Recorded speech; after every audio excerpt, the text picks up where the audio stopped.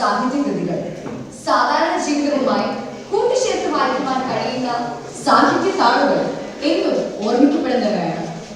ഇത്തരത്തിൽ സാധാരണയിൽ സാധാരണക്കാരനായി ജീവിച്ച് മലയാളം എന്ന മഹാഭാഷയ്ക്ക് എക്കാലവും ഓർമ്മിക്കുവാൻ മാറ്റുള്ള ഒരുപറ്റം നല്ല സാഹിത്യ താളുകൾ സമ്മാനിച്ച വ്യക്തിത്വമാണ് ശ്രീ വൈക്കം മുഹമ്മദ് ബഷീർ. മലയാളത്തിന്റെ സുവർണ കലാകാരന്, മരണമില്ലാത്ത എഴുത്തുകാരന് പ്രണാമം. ഇവിടെ എത്തിച്ചേർന്നിരിക്കുന്ന ഏവരെയും സ്വാഗതം ചെയ്യാനായി പ്രിയങ്ക ബിനുവിനെ ക്ഷണിക്കുന്നു.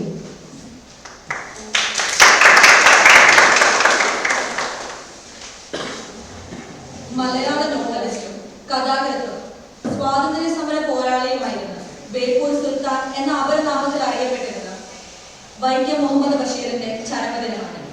അതോടനുബന്ധിച്ച് ഈസ്റ്റ് ക്യാമ്പസ് ലിറ്റററി ക്ലബ്ബ് നടത്തുന്ന ബഷീറിന്റെ കഥാലോകം എന്ന പരിപാടിയിലേക്ക് ഏവരെയും സ്വാഗതം ചെയ്യുന്നു. ഇന്ന് നമുക്ക് വേണ്ടി വൈക്കം മുഹമ്മദ് ബഷീർ എന്ന എഴുത്തുകാരനെ കൂടുതൽ പരിചയപ്പെടുത്തുന്നതിനായി നമ്മുടെ കൂടെയായിരിക്കുന്ന സിസ്റ്റർ മോളിക്കുട്ടി തോമസിനെ ആദ്യമായി സ്വാഗതം ചെയ്യുന്നു.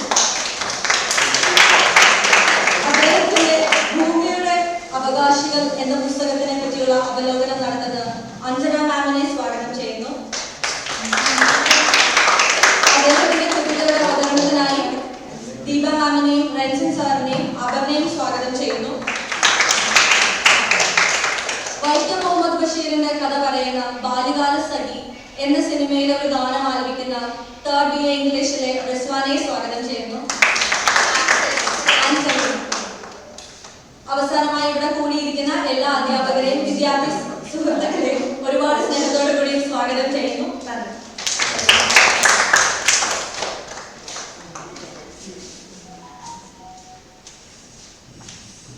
നന്ദി പ്രിയങ്ക. വൈക്കം മുഹമ്മദ് ബഷീർ എന്ന അസുലഭ എഴുത്തുകാരനെ നമുക്ക് പരിചയപ്പെടുത്തി നൽകുവാനായി സിസ്റ്റർ മോളിക്കുട്ടി തോമസിനെ സ്വാഗതം ചെയ്യുന്നു.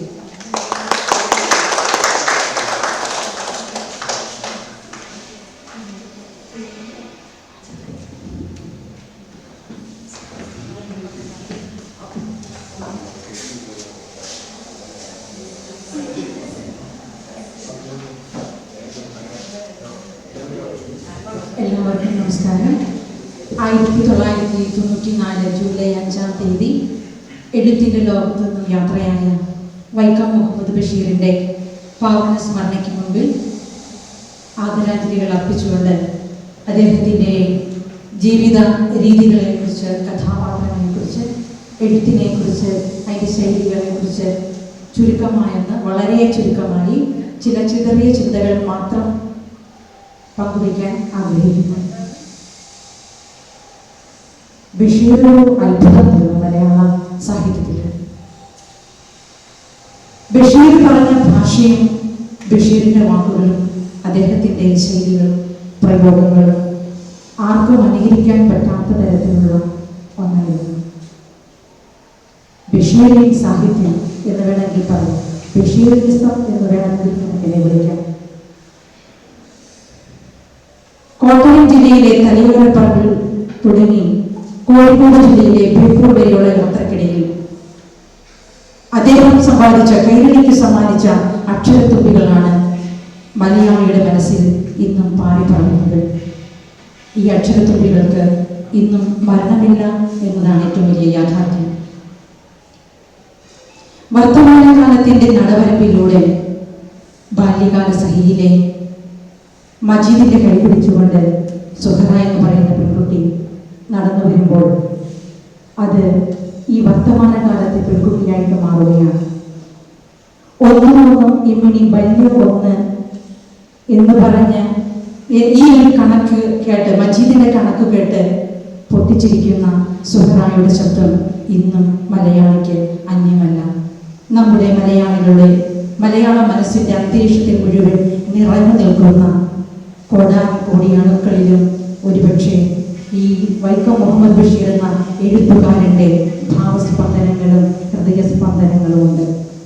നാം അറിയാതെ തന്നെ നമ്മുടെ വീട്ടുവരമ്പുകളിൽ, പരിസരങ്ങളിൽ, അയൽഭവങ്ങളിൽ, കുസൃതി വർത്തമാനങ്ങളിൽ, നാട്ടുവർത്തമാനങ്ങളിൽ, ചായക്കടയിലെ പീടികയിലെ വർത്തമാനങ്ങൾക്കിടയിൽ പറഞ്ഞു പോകുന്ന പല വാക്കുകളും ബഷീറിന്റെ സ്വന്തം വാക്കുകളാണ്. വെറുതെ സ്വറ പറഞ്ഞിരിക്കുക, ചറപറ, ഇങ്ങനെയൊക്കെ ചില പ്രയോഗങ്ങളുണ്ട്, നമ്മൾ പിന്നീട് കാണാം. കേശവൻ നായരുടെയും സാറാമ്മയുടെയും കഥ പറഞ്ഞ് പ്രേമലേഖനം എന്ന നോവൽ എഴുതി ബഷീർ എഴുത്തിന്റെ ലോകത്തിലേക്ക് പ്രവേശിക്കുകയാണ്. പിന്നീട് അദ്ദേഹം ജന്മദിനം എന്ന് പറയുന്ന സ്വന്തം ജീവിത കഥ തന്നെയാണ് എഴുതിയത്. വളരെ ആകർഷകവും ഹൃദയസ്പർശിയുമായ കഥകളാണ്. എനിക്ക് ഏറ്റവും ഇഷ്ടപ്പെട്ടത്, ഞാൻ വായിച്ചതിൽ ഞാൻ ഏറെ ഇഷ്ടപ്പെട്ട ഒരു നോവൽ അത് പാത്തുമ്മയുടെ ആളാണ്. ബാല്യകാല സഖിക്ക് വേറൊരു മാനമാണ്. ബാല്യകാല സഖി 3 തവണ വായിച്ചു, പക്ഷെ ബാല്യകാല സഖി ഏറെ ഇഷ്ടപ്പെട്ട ഒന്നാണ്. അതൊരു ദുരന്ത പര്യവസായിയായ ഒരു കഥയാണ്. ഇന്നും നമ്മുടെയൊക്കെ ജീവിതത്തിന്റെ നടവരമ്പുകളിൽ അരങ്ങേറുന്ന ചിത്രങ്ങളാണ് ഈ യാതൊരു മറയും കൂടാതെ ബഷീർ തന്റെ കൃതികളിലൂടെ അവതരിപ്പിച്ചത്. ജന്മദിനത്തിൽ പറയുന്ന ഒരു വാക്കുണ്ട്, നമുക്കൊക്കെ എന്തു ജന്മദിനം, നമുക്കൊക്കെ എന്തു ജന്മദിനം, നമുക്കൊക്കെ എന്തു ജന്മദിനം എന്ന് ചോദിക്കുമ്പോൾ ആഘോഷിക്കപ്പെടാതെ പോകുന്ന പിറന്നാൾ ദിനങ്ങളിൽ സ്വന്തം ഹൃദയത്തെ, സ്വന്തം ജീവിതത്തിന്റെ നേരിന് നേരെ ആരൊക്കെയോ പിച്ചും പേരും പറയുന്നതായിട്ട്, അങ്ങനെ ഒരു ലോകം, അങ്ങനെ കുറെ മനുഷ്യർ ഇവിടെ ഉണ്ട് എന്നതിനൊരു ഉദാഹരണമാണ് നമുക്കൊക്കെ എന്താ ജന്മദിനം എന്ന് ചിന്തിക്കുമ്പോൾ നമുക്കറിയാം ഒട്ടേറെ ആളുകൾ ആഘോഷിക്കപ്പെടാതെ പോകുന്ന പിറന്നാളുകളുടെ ഉടമകളാണ്, അല്ലേ? നമുക്കങ്ങനെ എല്ലാണ്ടിരിക്കാം, പക്ഷെ നമ്മുടെ ചുറ്റുപാടും അങ്ങനെയൊക്കെ ഉണ്ട് എന്നുള്ളൊരു വായനയുണ്ട്. എനിക്കൊരുപാട് അനുഭവങ്ങളുണ്ട്, ചുറ്റുനിൽക്കുന്ന അനുഭവങ്ങളും ഒരു പേനയും, അതാണ് എൻ്റെ സമ്പത്ത്. ഇതാണ് ബഷീർ പറഞ്ഞു വെക്കുന്ന കാര്യം. കൈക്കൊമ്പിളിൽ കനലെരിയുമ്പോഴും ആ കനലിന് ഒരു പുഷ്പമായിട്ടാണ് അദ്ദേഹത്തിന് സ്നിഗ്ധമായ രീതിയിൽ അവതരിപ്പിക്കാൻ കഴിയുന്നു. കൈക്കൊമ്പിളിൽ കനലെരിയുക എന്ന് പറയുമ്പോൾ എന്താ? അഗ്നിയിൽ കിടക്കുന്ന ഒരു മനുഷ്യൻ പൂവിന്റെ സ്നിഗ്ധതയിലേക്ക് വളരുക എന്നുള്ള അർത്ഥം. ഈ പാത്തുമ്മയുടെ ആട് എന്ന് പറയുന്ന നോവൽ എഴുതിയത് എവിടെ വെച്ചാണെന്ന് വെച്ചാൽ തൃശ്ശൂരിലെ ഭ്രാന്താശുപത്രിയിൽ കിടന്നപ്പോൾ അദ്ദേഹത്തിന് അല്പം ഭ്രാന്തുണ്ടായിരുന്നു. ജീവിതത്തിന്റെ നേർക്കാഴ്ചകളിൽ ഒരുപാട് ദുരനുഭവങ്ങൾ ഏറ്റുവാങ്ങേണ്ടി വന്ന വ്യക്തിയോടെയാണ് വൈക്കം മുഹമ്മദ് ബഷീർ. അത് പട്ടിണിയുടെയും അലച്ചിലിന്റെയും ദാരിദ്ര്യത്തിന്റെയും രോഗത്തിന്റെയും ഒറ്റപ്പെടലിന്റെയും അനാഥത്തിന്റെയും ഒക്കെ വേദനകൾ ഏറ്റുവാങ്ങിയ ആളായിരുന്നു വൈക്കം മുഹമ്മദ് ബഷീർ. അതുകൊണ്ട് തന്നെയാണ് അദ്ദേഹത്തിന്റെ തൂലികയ്ക്കും അദ്ദേഹത്തിന്റെ അക്ഷരങ്ങൾക്കും ഇത്രമാത്രം സജീവത്വം. ഒരു ഭ്രാന്താശുപത്രിയിൽ കിടന്നുകൊണ്ട് എഴുതിയ കൃതിക്ക് ഇത്രമാത്രം വായനക്കാരുണ്ടാവുക, ഇത്രമാത്രം ജീവൻ കുടിക്കുന്ന അനുഭവം പ്രദാനം ചെയ്യാൻ കഴിയുക എന്ന് പറയുന്നത് വളരെ വലിയ ഒരു സംഭവമാണ്. പാത്തുമ്മയുടെ ആടിന്റെ ഒരു നമുക്ക് ചിരിക്കാനുമുണ്ട്, ചിന്തിക്കാനുമുണ്ട്, കരയാനുമുണ്ട്. അതാണല്ലോ കല. ചിരിക്കാനും കരയാനും കരയിപ്പിക്കാനും കാര്യചിന്ത നടത്തിക്കാനും സാഹിത്യത്തിന് കഴിയണം. അതാണ് അതിന്റെ മേന്മ എന്ന് പറയുന്നത്. അതിന്റെ പാത്തുമ്മയുടെ ആട് രാവിലെ ഒരു ചളങ്ങിയ കലത്തിനകത്തേക്ക് തന്റെ കഴുത്തിറക്കി വെക്കുമ്പോൾ അതിലോട്ട് ഓടിപ്പോകുന്ന രംഗം വളരെ ഒരു ആത്മീയ ചിത്രത്തിൽ എന്ന പോലെ നമുക്ക് കാണാൻ പറ്റും. അത് വളരെ രസിപ്പിക്കുന്നതാണ്, ചിന്തിപ്പിക്കുന്നതാണ്, ഒപ്പം കരയിപ്പിക്കുന്നതാണ്. ചളങ്ങിയ അലുമിനിയം പാത്രങ്ങൾ പോലെ ചളങ്ങിയ ജീവിതങ്ങൾ നമ്മുടെ കേരള നാട്ടിലുണ്ടായിരുന്നു എന്നുള്ളൊരു രേഖപ്പെടുത്തൽ കൂടി അതിലുണ്ടോ എന്ന് നാം വായിച്ചു നോക്കണം. സൂക്ഷ്മമായി വായിക്കുമ്പോൾ ഒട്ടേറെ അർത്ഥങ്ങളും ബഹുസ്വരതകളും അതിൽ കാണാനായിട്ട് പറ്റും. എപ്പിപ്പോൾ ബാല്യകാലസഖിയെ കുറിച്ച് പറഞ്ഞു വെച്ചത് ജീവിതത്തിൽ നിന്നും വലിച്ചു ചുറ്റിവരേടാണ്. വക്കിൽ രക്തം പൊടിഞ്ഞിരിക്കുന്നു. ചിലർക്ക് ചുടുചോര കാണുമ്പോൾ എന്തെന്നില്ലാത്ത പേടിയും അറപ്പും തോന്നാം. ചിലർക്ക് ബോധക്ഷയം തന്നെ വന്നേക്കാം.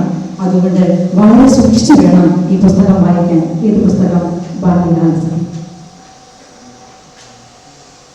ശബ്ദങ്ങൾ മറ്റൊരു പുസ്തകമാണ്. 1947 രണ്ടാം ലോക മഹായുദ്ധത്തിന്റെ പശ്ചാത്തലത്തിൽ രേഖപ്പെടുത്തിയ എഴുതിയ ഒരു കൃതിയാണ് ശബ്ദങ്ങൾ.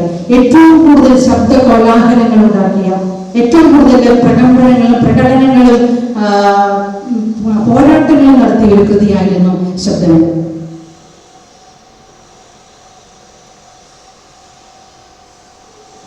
ഈ പാത്തുമ്മയുടെ ആട് എന്ന കൃതിയിൽ പാത്തുമ്മയുടെ ആട് രാവിലെ വിശന്നു വരുന്ന സമയത്ത് ബഷീറിന്റെ മുറിയിൽ കയറി ആ ഒരു രംഗം വളരെ വളരെ രസകരമായ രംഗമാണ്. അതിന് 29ാമത്തെ പേജിൽ ഞാൻ ജസ്റ്റ് ഒന്ന് വായിക്കാം. ചാരുകസേരയിൽ ഞാൻ മുൻവശത്തെ വരാതിയിരിക്കുമ്പോൾ മുറിയിൽ ആ ഒരു കടലാസ് വലിച്ചു കയറുന്ന ശബ്ദം കേട്ടു. ഞാൻ ചെറുവാതിലൂടെ ഉള്ളിലേക്ക് നോക്കി. അത്ഭുതം, ആ ആട് എന്റെ കിടക്കയിൽ കയറി നിന്നുകൊണ്ട് പുസ്തകം തിന്നുകയാണ്. പെട്ടിപ്പുറത്ത് ബാല്യകാല സഖി, ശബ്ദങ്ങൾ എന്നീ 2 പുസ്തകങ്ങളുടെ പുതിയ പതിപ്പിന്റെ ഓരോ കോപ്പി ഇരിപ്പുണ്ടായിരുന്നു. അതിൽ ബാല്യകാല സഖിയാണ് ഇപ്പോൾ അത് സാപ്പിടുന്നത്. കേട്ടോ, ഭാഷ സാപ്പിടുന്നത്. മുൻകാലങ്ങളോട് ചവിട്ടിയിട്ട് 2-3 പേജുകളായി നക്കി നക്കി വാങ്ങിലാക്കി സ്റ്റൈലായി ചവച്ചു തിന്നുകയാണ്. തിന്നട്ടെ, നല്ല ആട് തന്നെ. ശബ്ദങ്ങളിരിപ്പുണ്ടല്ലോ. ഘോരഘോരമായ വിമർശന പീരങ്കിയുണ്ടകളേറ്റ ചെറു പുസ്തകമാണത്. എങ്കിലും സംഗതി ഭീകരം. ആ പുസ്തകം തിന്നാൻ ഈ ആട് ധൈര്യപ്പെടുന്നു.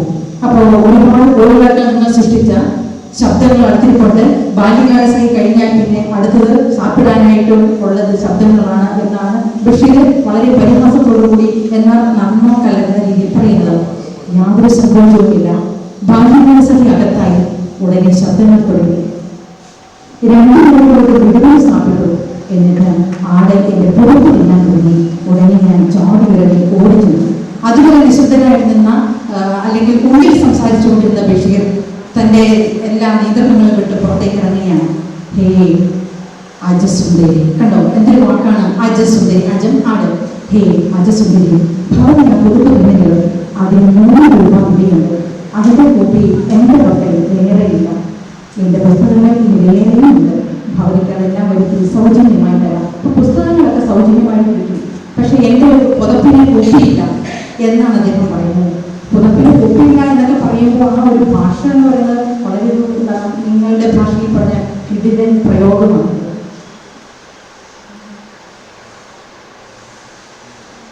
അതിർത്തി പ്രദേശത്ത് എവിടെയോ അലഞ്ഞു തിരിഞ്ഞതിന് ശേഷം ഒരു ഹോട്ടലിൽ കയറി അദ്ദേഹം ഭക്ഷണം കഴിക്കാനിരിക്കുകയാണ്. അപ്പൊ അങ്ങനെ ഭക്ഷണം കഴിച്ച് തിരിച്ച് ഇറങ്ങി വന്ന് ഹോട്ടലിൽ ബില്ല് കൊടുക്കുന്ന സമയത്ത് അദ്ദേഹം പേഴ്സ് നോക്കിയപ്പോൾ പേഴ്സ് കാണാനില്ല. ഹോട്ടൽ ഉടമ വളരെ ക്രൂരമായ രീതിയിൽ ബഷീറിനോട് സംസാരിച്ചു. ഷർട്ട് ഊരാൻ പറഞ്ഞു. ഷർട്ട് ഊരി. പിന്നെ തൻ്റെ വസ്ത്രങ്ങളൊക്കെ അഴിച്ചു മാറ്റാൻ പറഞ്ഞു. അങ്ങനെ വസ്ത്രങ്ങളൊക്കെ അഴിച്ചു മാറ്റി കഴിയുമ്പോൾ തന്നെ വളരെ ക്രൂരമായി പീഡിപ്പിക്കും.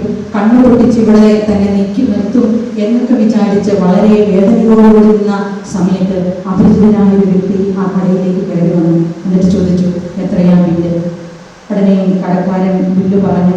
അയാൾ ഒരു പേഴ്സ് എടുത്ത് അതിൽ നിന്ന് പണം ഇദ്ദേഹത്തിൻ്റെ കയ്യിലേക്ക് കൊടുക്കുന്നു. എന്നിട്ട് വളരെ ഒരു കനത്ത സ്വരത്തിൽ ബഷീറിനോട് പറഞ്ഞു, ഡ്രസ്സൊക്കെ ധരിച്ചു വാ. ഡ്രസ്സ് ധരിച്ച് ഈ അപരിചിതനായ മനുഷ്യന്റെ കൂടെ ബഷീർ പുറത്തേക്ക് ഇറങ്ങി. ആരും കാണുന്നില്ല, ആരും ഇല്ല എന്നുള്ള ഒരു സ്ഥലത്ത് വന്നപ്പോൾ, വിജയമായ ഒരു സ്ഥലത്ത് വന്നപ്പോൾ അദ്ദേഹം 10-15 പേഴ്സ് എടുത്ത് കാണിച്ചിട്ട് ബഷീറിനോട് ചോദിച്ചു, ഇതിലേതാണ് താങ്കളുടെ പേഴ്സ്? അപ്പോൾ തന്നെ പെട്ടെന്ന് തന്നെ ബഷീർ ആ പേഴ്സ് എടുത്ത് തന്റെ സ്വന്തം പേഴ്സ് എടുത്തു. നന്ദിയോടും സ്നേഹത്തോടും കൂടി നോക്കി നിൽക്കുന്ന സമയത്ത് അദ്ദേഹം അപരിചിതൻ പെട്ടെന്ന് സ്ഥലം വിട്ടുപോയി. ഉടനെ ഇദ്ദേഹം ചിന്തിക്കുകയാണ്, ഓ അദ്ദേഹത്തോട് നന്ദി പറയാൻ പറ്റിയില്ല, മാത്രമല്ല പേരോട് ചോദിക്കാനായിട്ട് പറ്റിയില്ലല്ലോ. അതെ, അദ്ദേഹത്തിന്റെ പേര് ദയ എന്നായിരിക്കും. അദ്ദേഹത്തിന്റെ പേര് ദയ എന്നായിരിക്കും. അപ്പോ മനുഷ്യ മനസ്സിന്റെ അഗാധ ഗർത്തങ്ങളിലേക്ക് ഇറങ്ങി ചെന്നുകൊണ്ട് ഒരു വ്യക്തിയുടെ ജീവിതത്തിന്റെ പരിണാമങ്ങളെ കുറിച്ച് വളരെ കൃത്യമായിട്ട് അവലോകനം നടത്തി, വളരെ ശാസ്ത്രീയമായിട്ട് കൃത്യമായിട്ട് അവലോകനം നടത്തുന്ന വിശദീകരിക്കുന്ന ഒരു എഴുത്തായിട്ടാണ് അദ്ദേഹത്തിന്റെ എഴുത്തുകളെ കൃതികളെ നമുക്ക് വായിച്ചെടുക്കാൻ പറ്റുന്നത്. ജീവിതത്തിന്റെ പിന്നാമ്പുറങ്ങളിലൂടെയും ഓടങ്ങളിലൂടെയും ഒരുപാട് കാലം അലഞ്ഞ വ്യക്തിയായിരുന്നു ബഷീർ. നമ്മുടെ ചിന്താധാരകളിൽ സ്ഫോടനം സൃഷ്ടിക്കുന്ന തരത്തിലുള്ള എഴുത്തുകളായിരുന്നു ബഷീറിൻ്റെത്. അദ്ദേഹത്തിന്റെ കഥാപാത്രങ്ങൾ നർമ്മം തുളുമ്പുന്ന കഥാപാത്രങ്ങളാണ്. അത്തരത്തിലുള്ള കഥാപാത്രങ്ങൾ പിന്നീട് ഒരു എഴുത്തുകാരനും അവരുടെ എഴുത്തുകളിൽ ഉപയോഗിച്ചിട്ടില്ല, അതിന് മുമ്പ് ഉപയോഗിച്ചിട്ടില്ല.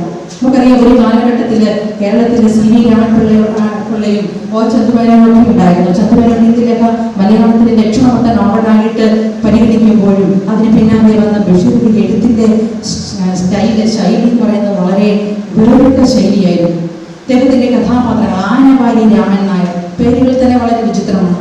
പൊന്നുകുരിശ് തോമ, എട്ടുകാലി മമ്മൂഞ്ഞ്, മണ്ടൻ മുത്തപ്പ, ഒറ്റക്കണ്ണൻ പോക്കർ, നിസാർ അഹമ്മദ്, കുഞ്ഞുപാത്തുമ്മ, സൈനബ, സുഹറ, മജീദ്, ഇങ്ങനെയാണ് ഇവരുടെ പേരുകൾ പോകുന്നത്. ഇതിൽ പല പേരുകളും തലയോലപ്പറമ്പിൽ ജീവിച്ചിരുന്ന ആൾക്കാരാണെന്നാണ്.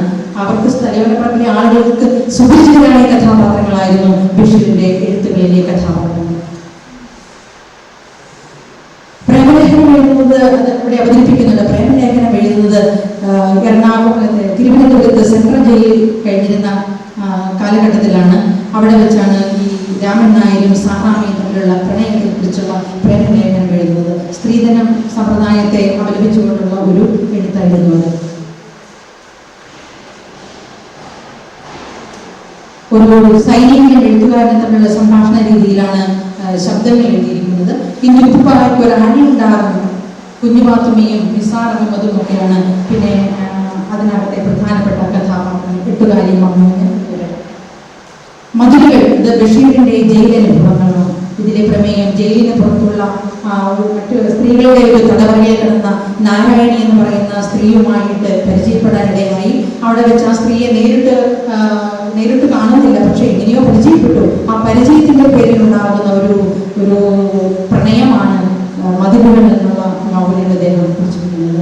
അവിടെ വെച്ച് വളരെ പ്രശസ്തമായ ചോദ്യം ചോദിക്കുന്നുണ്ട്: ആർക്കു വേണം സ്വാതന്ത്ര്യം? തടവറ വിട്ട് പുറത്തു പോകാനായിട്ട് അദ്ദേഹം ആഗ്രഹിക്കുന്നില്ല. കാരണം തടവറ വിട്ട് പുറത്തുകൾ പോയാലും അവിടെയും ജയിലനുഭവങ്ങളാണുള്ളത്. പക്ഷെ ഈ ജയിലിൽ താൻ സ്നേഹിക്കുന്ന, താൻ പ്രണയിക്കുന്നയാൾ തന്റെ മതിലിന് അപ്പുറത്ത് ജീവിച്ചിരിപ്പുണ്ടോ എന്നുള്ള ചിന്ത കൊണ്ട് അദ്ദേഹം ചോദിക്കുകയാണ്: ആർക്കു വേണം സ്വാതന്ത്ര്യം? ഇതൊക്കെ വളരെ വിഖ്യാതമായ ഒരു രചനയാണ് അദ്ദേഹത്തിന്റെ. വിശ്വവിഖ്യാതമായ മൂക്ക്, അതിനകത്ത് ആക്ഷേപഹാസ്യം നിറഞ്ഞൊരു എഴുത്താണ്. സാമൂഹ്യ വിമർശനവുമുണ്ട്. മുച്ചൂട്ടി കളിക്കാരന്റെ മകള്, ഒറ്റക്കണ്ണൻ പോക്കർ, മണ്ടൻ മുത്തപ്പ, അതൊക്കെ പ്രധാനപ്പെട്ട ചില കഥാപാത്രങ്ങളാണ്. പിന്നെ ചില വാക്കുകളുണ്ട്. ചപ്ലാച്ചി, സംഗിഡിലിംഗോ, ഡങ്കിഡിംഗോ, ചപ്ലോസി, ചുംബനം എന്നുള്ള സാധനമാണ് കേട്ടോ. ഗൗളകുടി, ഇത് പ്രേമലേഖനം വായിക്കുമ്പോൾ നമുക്ക് അതിനകത്ത് കടന്നു കാണാവുന്ന ചില വാക്കുകളാണ്. കള്ളുകുടിക്കാണ് ഗള്ളുകുടി എന്ന് പറയുന്നത്. അങ്ങനെ ചില പ്രയോഗം. പിന്നെ വേറെ ചില പ്രയോഗങ്ങൾ. അത് നമ്മളാ, അതൊരു പ്രയോഗമാണ്. അത് നമ്മളാ. പിന്നെ ഒന്നിനി ബന്ധ്യവും, ഇതൊക്കെ അദ്ദേഹത്തിന്റെ ചില പ്രയോഗങ്ങളാണ്. പിന്നെ ചില ശബ്ദങ്ങൾ അദ്ദേഹം കേൾപ്പിക്കാറുണ്ട്. ശബ്ദങ്ങൾക്ക് പോലും അർത്ഥമുണ്ട്, ഭാഷയുണ്ട് എന്ന് ബഷീർ തെളിയിച്ചില്ല. ക്ലോ, പ്ലോ, ചോ, ഇതൊക്കെ അദ്ദേഹം ഈ രചനയിൽ ഉപയോഗിച്ചിരിക്കുന്ന ചില ശബ്ദങ്ങളാണ്. ഒരു ജനതയുടെ ജീവിതത്തിന്റെ സൂക്ഷ്മ ചരിത്രവും അതിൻ്റെ മറുപുറങ്ങളും അർത്ഥങ്ങളും നിരർത്ഥങ്ങളും എല്ലാം തേടിയുള്ള യാത്രയാണ് ഈ ബഷീറിന്റെ യാത്രകളും എഴുത്തുകളും. ജാതി ഭരണ പാരമ്പര്യങ്ങളിൽ നിന്നും അത്ഭുതമായ വ്യവസ്ഥകളിൽ നിന്നും ഒക്കെ മാറി നിന്ന് സാഹിത്യ ലോകത്തെ ഒറ്റപ്പെട്ട ശബ്ദമായിട്ടാണ് ബഷീർ ഇന്ന് അനുസ്മരിക്കപ്പെടുന്നത്. ബഷീറിന്റെ പ്രാണസ്മരണയ്ക്ക് മുമ്പിൽ ഒരിക്കൽ കൂടി ആദരാഞ്ജലി അർപ്പിച്ചുകൊണ്ട് നിർത്തുന്നു.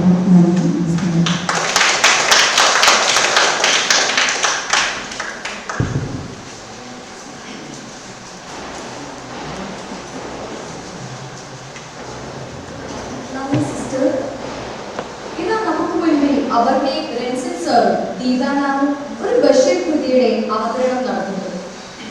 ഇവിടെ സിസ്റ്റർ പറഞ്ഞപ്പോൾ തന്നെ 2 പ്രാവശ്യം സിസ്റ്റർ കൃതിയുടെ പേര് പറഞ്ഞായിരുന്നു. ആർക്കെങ്കിലും ഓർമ്മയുണ്ടോ?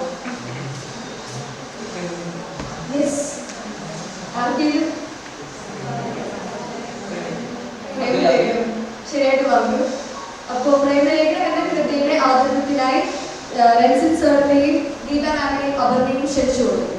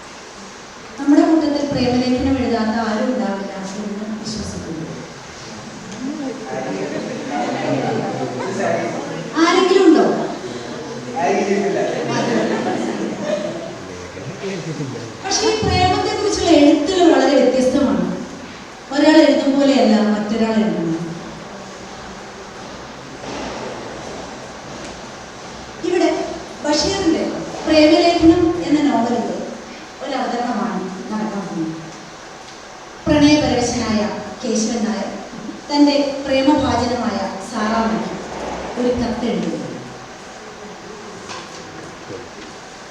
പ്രിയപ്പെട്ട സാറാമ്മ, ജീവിതം യൗവന തീക്ഷ്ണവും ഹൃദയം പ്രേമസുരഭവുമായിരിക്കുന്ന ഈ അസുലഭ കാലഘട്ടത്തെ എൻ്റെ പ്രിയ സുഹൃത്ത് എങ്ങനെ നിയോഗിക്കുന്നു? ഞാനാണെങ്കിൽ എൻ്റെ ജീവിതത്തിലെ നിമിഷങ്ങൾ ഓരോന്നും സാറാമ്മയോടുള്ള പ്രേമത്തിൽ കഴിയുകയാണ്. സാറാമ്മയെ ഗാഢമായി ചിന്തിച്ച് മധുരോദാരമായ ഈ മറുപടിയാൽ എന്നെ അനുഗ്രഹിക്കണമെന്ന് അഭ്യർത്ഥിച്ചുകൊണ്ട് സാറാമ്മയുടെ കേശവനായ.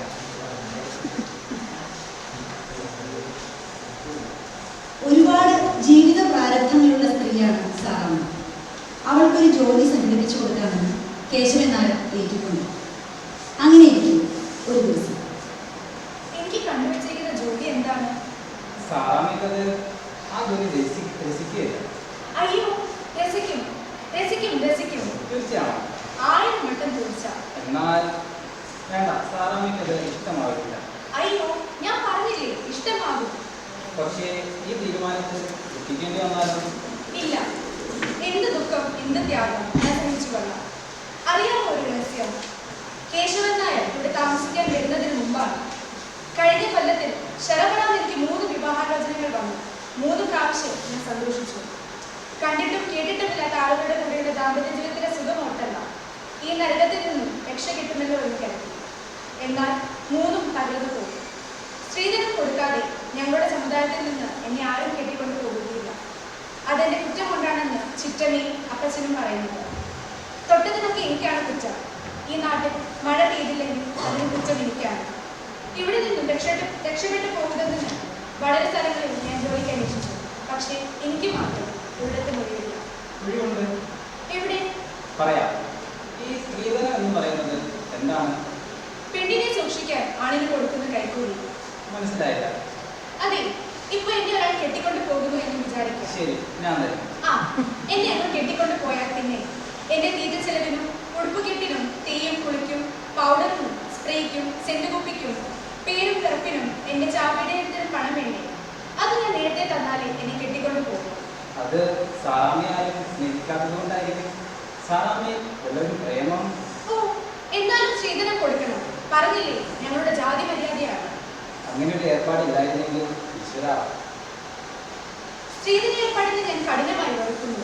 സ്ത്രീധന ഏർപ്പാടിനെ ഞാൻ സ്നേഹിക്കുന്നു. എന്തിന്? പറയാം. ഈ സ്ത്രീധന ഏർപ്പാട് അമ്മൂർത്തി സമുദായത്തിലുള്ളത്. മുസ്ലിം സമുദായത്തിലുമുണ്ട്.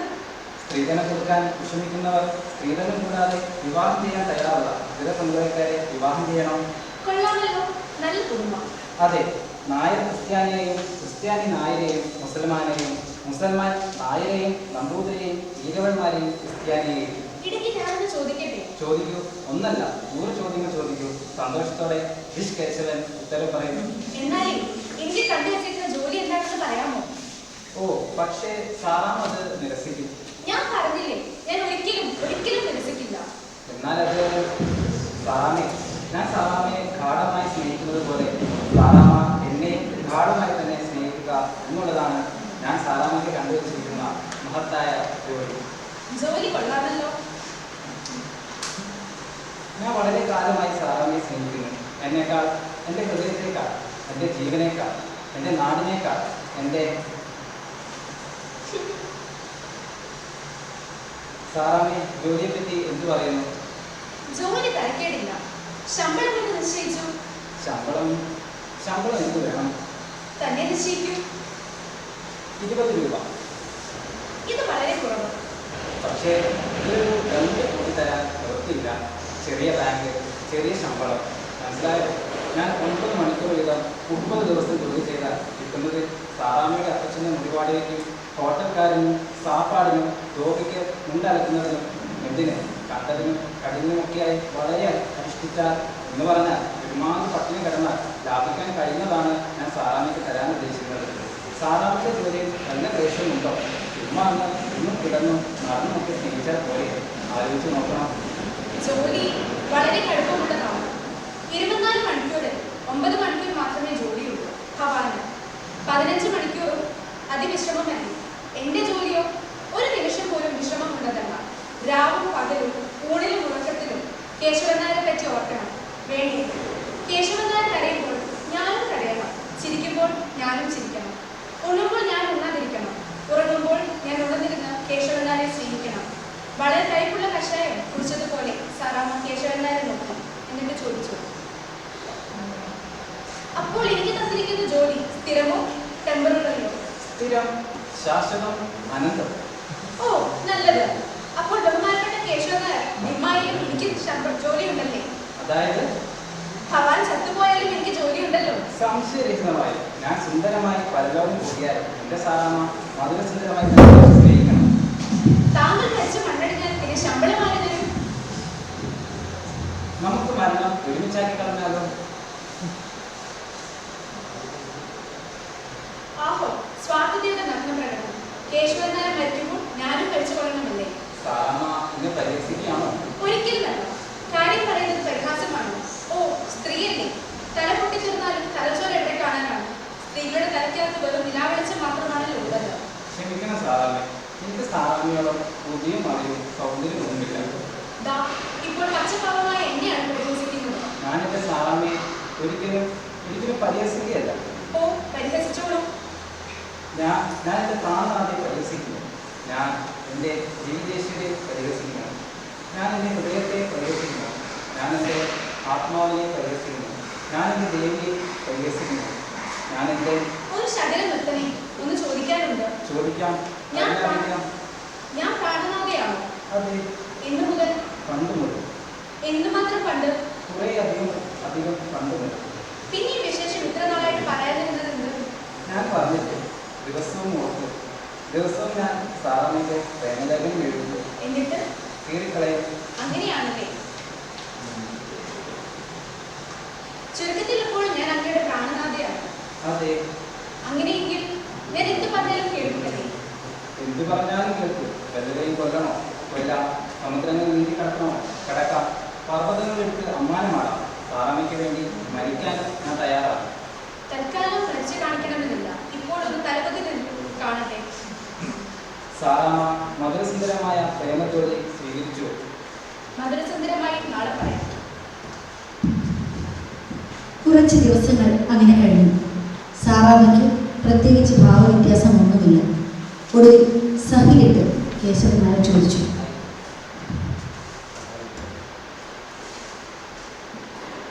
വേറെ വിശേഷമൊന്നുമില്ലല്ലോ? ഇല്ല, തീരെയില്ല. പ്രേമലേഖനം ഞാൻ എടുത്തുകൊണ്ടുപോയി ഉങ്കിരി കൊടുത്തു. എൻ്റെ ഹൃദയത്തിൽ എഴുതിയ പ്രേമലേഖനത്തിൽ അതെ. Bloody fools, കഠിനഹൃദയം. സാറാമ്മയും ഒരു ബ്ലഡി ഫുള്ളാണ്, കഠിനഹൃദയമാണ്. കേശവൻ നായരും ഒരു ബ്ലഡി ഫുള്ളാണ്, കഠിനഹൃദയനാണ്. ലോകത്തിലെ സ്ത്രീ പുരുഷന്മാർ ഓരോരുത്തരും ഓരോ ബ്ലഡി ഫുള്ളാണ്. അങ്ങനെ കേശവൻ നായരുടെ അഭിപ്രായം ഉറച്ചു വരവേ ഒരു സായാഹ്നത്തിൽ സാറാമ്മ മുറ്റത്തിറങ്ങി വന്ന് കേശവൻ നായരുടെ മുന്നിൽ നിന്ന് എന്തോ പ്രതീക്ഷിച്ചിരുന്ന പോലെ വളരെ വിനയത്തോടെ കഴിഞ്ഞു. കേശവൻ നായർക്ക് ഒന്നും മനസ്സിലായില്ല. എന്റെ ശമ്പളം? ശമ്പളം? എന്തിന്റെ ശമ്പളം? ഓ, ഒടുവിൽ എങ്ങനെയായില്ലേ? എല്ലാം ഞാൻ അനുഭവിക്കേണ്ടവണം. എന്റെ തലക്കുള്ളിൽ നിലാവെളിച്ചമാണെന്ന് പ്രപഞ്ചം പറയുന്നത് വെറുതെയാണ്. 10-30 ദിവസമായിട്ട് ഞാൻ മധുരസുന്ദരമായി താങ്കളെ പ്രേമിക്കുക എന്ന കഠിന ജോലി സ്വീകരിച്ച് നടക്കുന്നു. തങ്കം, പിന്നെ ഇതുവരെ ആ മധുരമനോഹര ന്യൂസ് എന്നോട് പറയാതിരുന്നതെന്ത്? ജീവിതം യൗവന തീക്ഷ്ണവും ഹൃദയം പ്രേമസരബുലവുമായിരിക്കുന്ന ഈ അസുലഭ കാലഘട്ടത്തിൽ ആത്മഹത്യ എന്നും പറഞ്ഞ് മുഖവും നിർത്തിച്ച് കണ്ടിട്ടും കേട്ടിട്ടുമില്ലാത്ത മാതിരി അന്ന് നടന്നാൽ ഞാൻ പിന്നെ എന്ത് ചെയ്യും? വേറെ കാര്യമായ വിശേഷമൊന്നുമില്ലല്ലോ? ഇല്ല, തീരെയില്ല. വരൂ. അയാൾ നടന്നു. പിറകെ സാറാമ്മയും. അവർ മുകളിൽ കയറി. കേശവൻ നായർ അകത്ത് കിടന്ന് പെട്ടി തുറന്നു. 10ന്റെ 2 നോട്ടുകൾ തുടിക്കുന്ന ഹൃദയത്തോട് എടുത്ത് ഒരു കവറിലാക്കി ശ്രീമതി സാറാമ്മ അവർക്ക് എന്ന് വിലാസം എഴുതി സാറാമ്മയുടെ കയ്യിൽ വെച്ചു കൊടുത്തു. പ്രേമലേഖനമാണോ? കള്ളനോട്ടൊന്നുമല്ലല്ലോ? മേലാണ് ഇങ്ങനെ താമസിക്കരുത്. കൃത്യം 1-ാം തീയതി എന്റെ ശമ്പളം ഇവിടെ കിട്ടിയിരിക്കണം. ഒരു 4 അടി അങ്ങ് കടന്നു നിന്നാൽ മതി. ഇത്തരത്തിൽ മാസം 5 കടന്നുപോയി. 100 രൂപ സാറാമ്മയ്ക്ക് കൈമാറി. അതവൾ എന്തു ചെയ്യുന്നു എന്നയാൾ തിരക്കിയില്ല. കാരണം പ്രേമത്തിൻ്റെ നിലാവെളിച്ചത്തിലാണ്. സാറാമ്മയുടെ അഭിപ്രായം കേശവൻ നായർ വിദേശങ്ങളിൽ പല സ്ഥലങ്ങളിലും ജോലിക്ക് അപേക്ഷ അയച്ചു. ഒടുവിൽ വേർപാടിൻ്റെ സമയം ഒന്നിച്ചു വന്നു. വിദേശത്ത് ഒരു കമ്പനിയിൽ കേശവൻ നായർക്ക് ജോലി കിട്ടി. നല്ല ഉയർന്ന ശമ്പളം. കേശവൻ നായർ സാറാമ്മയുടെ അഭിപ്രായപ്രകാരം ജോലി സ്വീകരിച്ച് മറുപടി അയച്ചു. അങ്ങനെ എനിക്കും നല്ല ഉയർന്ന ശമ്പളം കിട്ടാൻ പോകുന്നു. 1-ാം തീയതി തോറും മണിയോട് കഴിച്ചിരിക്കണം. വീട്ടുവിലാസം അറിയാമല്ലോ. അല്ല, എന്നാണ് പോകുന്നത്? 10 ദിവസത്തിനുള്ളിൽ അവിടെ ചെന്ന് ചാർജ് എടുക്കണമല്ലോ. അതുകൊണ്ട് മറ്റന്നാൾ പോകാനാണ് ഉദ്ദേശിക്കുന്നത്. അതനുസരിച്ച് ബാങ്കിലെ ജോലി രാജിവെച്ചു. അപ്പോൾ ഇവിടെ നിന്ന് പോയി കളയാമെന്ന് തീർച്ചപ്പെടുത്തിയില്ലേ? എന്തൊരു ചോദ്യമാണിത്? ഞാൻ ഇപ്പോഴും അങ്ങയുടെ പ്രേമഭാചനമാണ്. പിന്നല്ലാതെ? എനിക്ക് വേണ്ടി മരണം ധരിക്കാൻ സന്നദ്ധനാണ്. അതെ, സത്യമായിട്ടും? സത്യമായിട്ടും. ഇപ്പോൾ മരിച്ചു കാണിക്കണമെന്നില്ല. ഞാൻ പറഞ്ഞ് ജോലിക്ക് പോകാതിരിക്കുമോ? ജോലിക്ക് പോകാതിരിക്കുകയോ? അങ്ങനെ ആയാൽ ആകപ്പാട് വിഷമിക്കും. വാടക കൊടുക്കാൻ നിവൃത്തിയില്ലാതെ വരും. എന്നാലും കൊടുക്കാനും ആകെ വിഷമിക്കും. വഴിയാതരമായി തെരുവീതിയിൽ അറിയേണ്ടി വരും. സാറാമ്മ, എന്ന് പറയാനുണ്ട്. പ്രേമത്തെ പറ്റി സുന്ദരമായതും പുതുതു വല്ലതും പറയാനാണെങ്കിൽ ഞാനത് കേട്ട് കേട്ട് മടുത്തു. ചപ്പിളാച്ച സാധനമാണ് പ്രേമം. പറയൂ, ഞാൻ ശമ്പളം വാങ്ങുന്നതല്ലേ, കേൾക്കാതെ വെക്കുമോ? സാറാമ്മയ്ക്ക് എപ്പോഴും വിനോദമാണ്. ഇതാണോ പറയാൻ ഭാവിച്ചത്? അല്ല, പിന്നെ സാറാമ്മയും എൻ്റെ കൂടെ വരണം. എനിക്ക് അവിടെ പോയി ഒറ്റയ്ക്ക് താമസിക്കാൻ കഴിയില്ല. ഭയമാണോ? അല്ല, ഞാൻ സാറാമ്മയെ സാറാവിയെ സ്നേഹി, സാറാവിയെ സ്നേഹി, ഇത് 1,9 തവണ പറഞ്ഞിട്ടുള്ളതല്ലേ? അല്ല, ഈ സ്നേഹമെന്ന് പറയുന്നത് എന്താണ്? സ്നേഹവും പ്രേമവും എന്നൊക്കെ പറയുന്നത് ഒരുമാതിരി നിലാവെളിച്ചം പോലെയാണ്. മധുരസുന്ദര സുരഭിലമായ നിലാവെളിച്ചമാകുന്നു പ്രേമം. മധുരസുന്ദര സുരഭിലമായ നിലാവെളിച്ചം, അതാണല്ലോ സ്ത്രീകളുടെ തലയ്ക്കുള്ളിലുണ്ടെന്ന് പറയുന്നത്. മധുരസുന്ദര സുരഭിലമായതല്ല, സ്ത്രീകളുടെ തലക്കകത്തുള്ളത് വെറും സാധാരണ ഒരിക്കൽ നിലാവെളിച്ചം. സന്തോഷം. സാറാമ്മ വരുമോ? വന്നിട്ട് എൻ്റെ ഭാര്യയായി ആചന്ദ്രദാനം ജീവിക്കണം. നാം 2 മതക്കാരല്ലേ? അതിനെന്ത്, നമുക്ക് രജിസ്റ്റർ വിവാഹം ചെയ്യാമല്ലോ. സ്ത്രീധനമൊന്നും വേണ്ടേ? സാറാമ്മ മുഴുവനെ തന്നെ സ്ത്രീധനമായി അനുഗ്രഹിച്ച് തന്നാൽ മതി. സാറാമ്മ തന്നെ എൻ്റെ കുപ്പമാടത്തിൻ്റെ കിടാവെടുത്ത്, സാറാമ്മ തന്നെ എൻ്റെ വേറെ കൊണ്ട് സംശയം എന്താണ് എവിടത്തെ? നമ്മൾ ശ്രീജിത്ത് കേശവൻ നായരും ശ്രീമതി സാറാമ്മയും ഭാര്യ ഭർത്താക്കന്മാരെ ജീവിക്കുമ്പോൾ വലിയ കുഴപ്പങ്ങൾ ഞാൻ കാണുന്നുണ്ട്. ഒരാൾ ക്ഷേത്രത്തിൽ പോകുമ്പോൾ മറ്റാൾ പോകുന്ന ചർച്ചിൽ. 2 സമൂഹം. എപ്പോഴും നമ്മുടെ ഇടയിൽ ചർച്ചും അമ്പലവും. ന്യായമായ ചിന്ത. ഇതുപോലെ പലതും കാണും. നമ്മുടെ 2 പേരുടെയും ജീവിതം തന്നെ എടുത്ത് ഞാൻ വളരെ കഷ്ടത അനുഭവിച്ചിട്ടുണ്ട്. സാറാമ്മ ഇത്ര നാളായിട്ട് സാറാമ്മ എന്തുമാത്രം കഷ്ടപ്പാടുകളാണ് സഹിച്ചിട്ടുള്ളത്. ചിറ്റമ്മയും അപ്പച്ചനും സ്നേഹത്തോടെയാണോ ഇതുവരെ പെരുമാറിയത്? ചിറ്റമ്മയുടെ ദ്രോഹബുദ്ധി, സമൂഹം, ചർച്ച്, ഓർത്തു നോക്ക്. പ്രായമായ 2 സ്വതന്ത്ര ജീവികൾ, ദേശവിദ്യാഭ്യാസവും ദേശബുദ്ധിയുമുണ്ട്. സമൂഹം നമ്മെ തീറ്റിപ്പോറ്റുകയില്ല. ക്ഷേത്രവും ചർച്ചും നിങ്ങൾ നിൽക്കുന്നിടത്ത് തന്നെ നിൽക്കട്ടെ. നമ്മുടെ ഹൃദയങ്ങളുടെ മതിലുകൾ ഉണ്ടാവരുത്. ക്ഷമ, സഹാനുഭൂതി, കാരുണ്യം ഇവ മറക്കരുത്. പിന്നോ സംശയങ്ങൾ വേറെയും ഉണ്ടെങ്കിലോ? ഉണ്ടെങ്കിൽ മിസ് കേശവനായ എടുത്തു തരും. പറയൂ, കേൾക്കട്ടെ. പറയാൻ നാണം തോന്നുന്നു. കാണിച്ചു തന്നെ സുന്ദരമായി പറയൂ. നമുക്ക് കുഞ്ഞുങ്ങളുണ്ടാവില്ലേ? അവർ എന്ത് ജാതിയായിരിക്കും? ഹിന്ദുക്കളായിട്ട് വളർത്താൻ എനിക്കിഷ്ടമല്ല. ക്രിസ്ത്യാനായിട്ട് വളർത്താൻ എൻ്റെ ഭർത്താവിനും ഇഷ്ടം കാണുകയില്ല. അങ്ങനെ വരുമ്പോൾ അവരുടെ ജാതി. നമുക്ക് നമ്മുടെ കുഞ്ഞുങ്ങളെ ഒരു മതത്തിലും വളർത്തേണ്ട. അവരങ്ങനെ നിർമ്മതരായി വളരട്ടെ. മൃഗങ്ങളെ പോലെ, പക്ഷികളെ പോലെ, പാമ്പുകളെ പോലെ, ചീങ്കണ്ണികളെ പോലെ. അല്ല, പിന്നെ പണിയുണ്ട്. പ്രായമായി വരുമ്പോൾ അവരെ പഠിപ്പിക്കുക എല്ലാ മതങ്ങളെ പറ്റിയും പക്ഷപാതരഹിതത്തോടുകൂടി. അങ്ങനെ 10-20 വയസ്സാവുമ്പോൾ എല്ലാ മതങ്ങളിലും വെച്ച് അവർക്ക് ഹൃദ്യമായത് സ്വീകരിക്കട്ടെ. ഞാൻ പോരാ. എൻ്റെ ആദ്യത്തെ കുഞ്ഞാണെന്നിരിക്കട്ടെ. ആ തങ്കക്കുട്ടൻ എന്ത് പേരിടും? വാസ്തവമായി ആ കണ്ടുകൂട്ടിന് എന്ത് പേരിടും? ഹിന്ദുവിൻ്റെ പേരിടുക വയ്യ, ക്രിസ്ത്യാനിയുടെയും അതുപോലെ തന്നെ. നമുക്കുണ്ടല്ലോ മറ്റേതെങ്കിലും സമുദായത്തിലെ ജഗതിയിലും പേരാണ്. അപ്പോൾ ആ സമുദായക്കാരനാണ് എൻ്റെ തങ്കക്കുട്ടനെന്ന് ആളുകൾ വിചാരിക്കില്ലേ? റൈറ്റ്. മുസൽമാൻ്റെ പേരിട്ടാൽ ആളുകൾ വിചാരിക്കും മുസൽമാനാണ്. പാർസിയുടെയും അതുപോലെ തന്നെ. ചൈനക്കാരൻ്റെയും റഷ്യക്കാരൻ്റെയും എന്ന് വേണ്ട കുഴപ്പമാണ്. ഈ ചൈന പേര് എങ്ങനെ ഡങ്ക് ഡിങ്കാഹോ. ഡങ്ക് ഡിങ്കാഹോ. എടാ മോനെ ഡങ്ക് ഡിങ്കാഹോ, നീ എവിടെയാണെടാ? ഡങ്ക് ഡിങ്കാഹോ. സ്റ്റൈലുണ്ടോ? എന്റെ മകൻ ആ പേര് വേണ്ട. എന്നാൽ പിന്നെ റഷ്യനുണ്ട്, സ്കീ എന്ന് ചേർത്താൽ മതി. എന്ത് സ്കീ? എന്തെങ്കിലും. ചപ്ലാസ്കി. ചപ്ലാസ്കി വേണ്ട.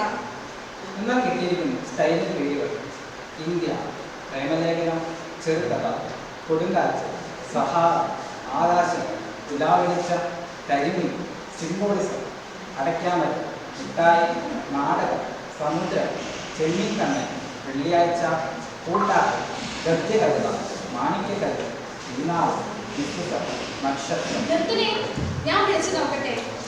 എടാ മോനെ ചെമ്മീൻ കണ്ണ, അമ്മച്ചിയുടെ ചെമ്മീൻ കണ്ണ വേണ്ട. എടാ മോനെ ഗദ്യകവിത, എടാ മോനെ ചെറുകഥ, എടാ മോനെ നിലാവെളിച്ചമേ.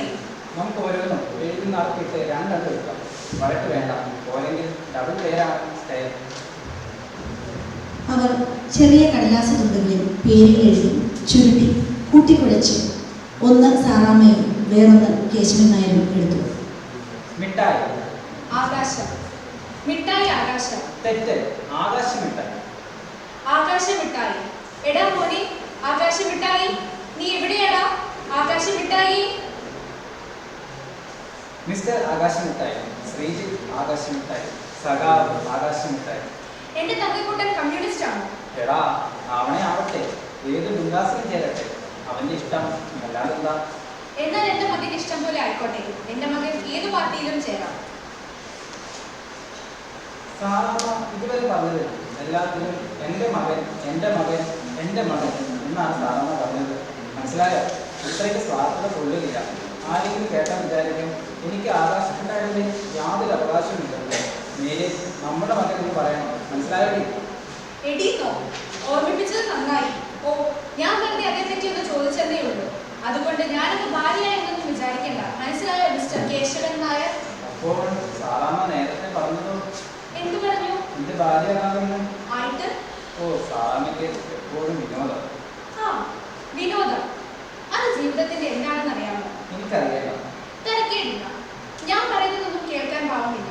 ഞാൻ എടിയാണ്, പ്രാണനാഥയാണ്, ഇഷ്ടദാസിയാണ്. പറയൂ സാറാമ്മ, എന്താണ് എന്ത്? വിനോദം ജീവിതത്തിന്റെ സൗരഭ്യം. വിനോദം ജീവിതത്തിന്റെ സൗരഭ്യമാകുന്നു. അങ്ങനെ കേശവൻ നായർക്ക് ജോലിസ്ഥലത്തേക്ക് പോകാനുള്ള സമയമായി. ഇത്തരം സന്ദർഭങ്ങളിൽ കാമുകി കാമുകന്മാരുടെ വിടപറയൽ രംഗം വളരെ വികാരനിർഭരമായിരിക്കും. എന്ത് വേണമെങ്കിലും സംഭവിക്കാം. നമുക്ക് അതൊന്ന് ഒളിഞ്ഞു നോക്കിയാൽ. സാറാമ്മയ്ക്ക് അവസാനമായി വല്ലതും പറയാനുണ്ടോ? ജീവിതം യൗവന തീക്ഷ്ണവും ഹൃദയം പ്രേമസുലഭവുമായിരിക്കും ഈ അസർവ കാലഘട്ടത്തിൽ ചില്ലറയായി ചില ചോദ്യങ്ങൾ. ചോദ്യം 1: അപ്പച്ചന് കൊടുക്കാനുള്ള വാടകയെല്ലാം കൊടുത്തു തീർത്തോ? തീർത്തു. ശരി. രണ്ടാമത്തെ ചോദ്യം: ഹോട്ടൽക്കാരുടെ കടങ്ങൾ തീർത്തു. മൂന്നാമത്തെ ചോദ്യം: വഴിച്ചെലവിന് പണമുണ്ടോ? ആ, ഉണ്ട്. എങ്കിലൊരു ഉപചോദ്യം കൂടി: പണം എവിടെ നിന്നുണ്ടായി? എന്റെ റിസ്റ്റുകാരൻ സ്വർണ്ണ മോതിരം നല്ലത്. അങ്ങനെ ബഹുമാനപ്പെട്ട കേശവൻ നായർ ഈ രാജ്യം വിട്ടു കഴിഞ്ഞാൽ പിന്നെ അദ്ദേഹത്തെ ആരും ഒരു കാരണവശാലും സ്മരിക്കാൻ ഇടയില്ലാത്ത സ്ഥിതിക്ക് ഞാൻ അദ്ദേഹത്തിന് എല്ലാവിധ മംഗളങ്ങളും ആശംസിച്ചു കൊടുക്കുന്നു.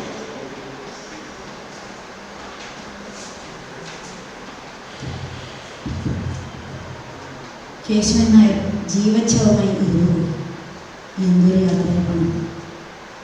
സാറാമ്മ വസ്ത്രങ്ങൾക്കുള്ളിൽ നിന്ന് സാമാന്യ വലിയ ഒരു കവറെടുത്ത് അയാൾക്ക് നൽകുന്നുണ്ട്. വണ്ടി ഇവിടെ നിന്ന് വിട്ടാലേ ഇത് തുറന്നു നോക്കാവൂ.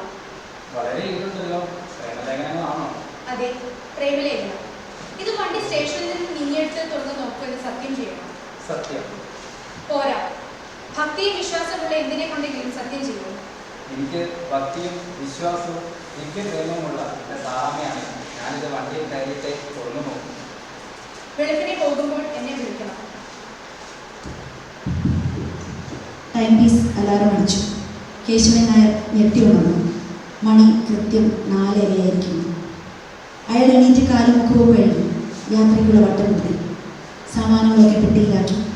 അതിനുശേഷം താഴത്തിറങ്ങി റോഡിൽ ചെന്ന് ഒരു വണ്ടിക്കാരനെ വിളിച്ചുകൊണ്ട് വന്നു സാധനങ്ങളൊക്കെ വണ്ടിയിൽ കയറ്റി.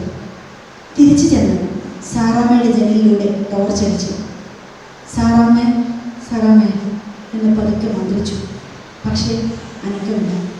അയാൾ വാതിൽ ഒന്ന് തള്ളി, അത് തുറന്നുപോയി. അയാൾ ലൈറ്റടിച്ച് നോക്കിയപ്പോൾ ഉള്ളിൽ ആരുമില്ല. സാറാമ്മയുമില്ല, സാറാമ്മയുടെ പെട്ടിയുമില്ല. എന്തൊരു കഥ! അവൾ എവിടെ പോയിരിക്കും? വെളിച്ചം മേശപ്പുറത്ത് കിടന്ന കവറിൽ വീണു. കേശവൻ നായർ പതറുന്ന ഹൃദയത്തോടെ അതെടുത്ത് തുറന്നു വായിച്ചു. പ്രിയപ്പെട്ട അപ്പച്ചനും ബഹുമാനപ്പെട്ട ചിറ്റമ്മയും കൂടി വായിച്ചറിയാൻ സാറാമ്മ എഴുതുന്നതെന്തെന്നാൽ, ജീവിതം യൗവന തീക്ഷ്ണവും ഹൃദയം പ്രേമചരിതവുമായിരിക്കുന്ന ഈ അസുലഭ കാലഘട്ടത്തിൽ എനിക്ക് മാസം തോറും വളരെ വലിയ ശമ്പളം കിട്ടുന്ന ജോലി കിട്ടിയിരിക്കുന്നതിനാൽ ജോലിസ്ഥലത്തേക്ക് ഞാൻ പോകും. സ്ത്രീധനം കൂടാതെ ഈ മുഷിഞ്ഞ കുടുതുണിയോടെ എന്നെ വിവാഹം ചെയ്യാൻ തയ്യാറുള്ള ഒരാണിനെയും എനിക്ക് കിട്ടിയിട്ടുണ്ട്. അദ്ദേഹത്തെ ഞാനും അദ്ദേഹം എന്നെയും സ്നേഹിക്കുന്നത് കൊണ്ട് നിങ്ങൾ ഗാഢമായി ചിന്തിച്ച് മധുരോധാരമായ മംഗളാശംസയായി ഞങ്ങളെ അനുഗ്രഹിക്കണമെന്ന് അഭ്യർത്ഥിച്ചുകൊണ്ട് അപ്പച്ചൻ്റെയും ചിറ്റമ്മയുടെയും സാറാമ്മ. കേശവൻ നായർ എഴുത്ത മേശപ്പുറത്ത് തന്നെ വെച്ച് വാതിൽ ചാരി വെളിയിലിറങ്ങി വണ്ടിയിൽ കയറി. ശീഘ്രത്തിൽ റെയിൽവേ സ്റ്റേഷനിലെത്തിയപ്പോൾ നിൽക്കുന്നു സാറാമ്മ. കണ്ടയുടനെ അവൾ കേശവൻ നായരുടെ കോട്ടിൻ്റെ പോക്കറ്റിൽ കൈയിട്ടു. മധുരസുരഭിലമായ സുന്ദര നിലാവിൽ എന്താണ് തിരക്കുന്നത്? ഞാൻ തന്നിരുന്ന കവർ. പ്രേമലേഖനം? അയ്യോ, ഞാനത് വായിച്ചില്ല. കേശവൻ നായർ കവറെടുത്ത് പൊട്ടിച്ച് കടലാസുകൾ എടുത്ത് അത്ഭുത സ്തബ്ധനായി നോക്കിക്കൊണ്ടിരുന്നു. നോട്ടുകൾ, നോട്ടുകൾ, നോട്ടുകളുടെ കശംശം. അയാൾ എണ്ണി 1099 രൂപയുടെ നോട്ടുകൾ. ഇതിൽ നിന്നേ ഒരു വാച്ചും മോതിരം വാങ്ങിച്ചോ കേട്ടോ. മറ്റേതെവിടെ? മറ്റേത് പ്രേമലേഖനം. ഓ, വായിക്കാൻ തിടുക്കമാണോ? ചുമ്മാ നോക്കാനായി കണ്ടപ്പെടുന്നേ. എങ്കിൽ നോക്കിക്കോളൂ. കണ്ടോ, ഞാനാകുന്നു പ്രേമലേഖനം, യുവതിയാകുന്നു, യുവാവാകുന്നു പ്രേമലേഖനം. അവൾ അനേക കാലത്തെ വിയർപ്പിൽ കുളിച്ച പുരാതനമായ ഒരു കടലാസെടുത്ത് കേശവൻ നായർക്ക് കൊടുത്തു. അയാളത് വിതർത്ത് വെളിച്ചത്ത് പിടിച്ചു. മുമ്പെങ്ങോ കണ്ടിട്ടുള്ള അത്യനർഘമായ എഴുത്ത്. പ്രിയപ്പെട്ട സാറാമ്മ, ജീവിതം യൗവന തീക്ഷ്ണവും ഹൃദയം പ്രേമസുരഭിലവുമായിരിക്കുന്ന ഈ അസുലഭ കാലഘട്ടത്തെ എൻ്റെ പ്രിയ സുഹൃത്ത് എങ്ങനെ വിനിയോഗിക്കുന്നു? ഞാനാണെങ്കിൽ എൻ്റെ ജീവിതത്തിലെ നിമിഷങ്ങൾ ഓരോന്നും സാറാമ്മയോടുള്ള പ്രേമത്തിൽ കഴിയുകയാണ്. സാറാമ്മയെ ഗാഢമായി ചിന്തിച്ച് മധുരോധാരമായ ഒരു മറുപടിയായി എന്നെ അനുഗ്രഹിക്കണമെന്ന് അഭ്യർത്ഥിച്ചുകൊണ്ട് സാറാമ്മയുടെ കേശവൻ നായർ. ജീവിതം യൗവന തീക്ഷ്ണവും ഹൃദയം പ്രേമസുരഭിലവുമായിരിക്കുന്ന ഈ അസുലഭ കാലഘട്ടത്തിൽ പറഞ്ഞില്ലേ, നമ്മൾ തന്നെയാണ് പ്രേമലേഖനം.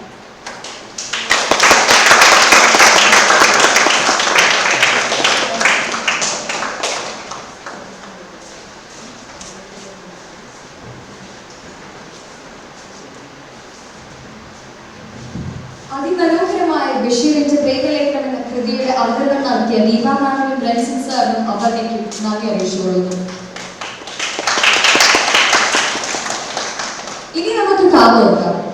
കൊമേഴ്സ് വിഭാഗത്തിന്റെ സ്വന്തം അഞ്ജന മാമിനെ ഭൂമിയുടെ അവകാശികൾ എന്ന ബഷീർ കൃതിയിലേക്ക് നമുക്ക് മുന്നിൽ വെളിച്ചം വീശി തരുവാൻ നിറകയ്യടിയോടെ നമുക്ക് മാമിനെ സ്വാഗതം ചെയ്യാം.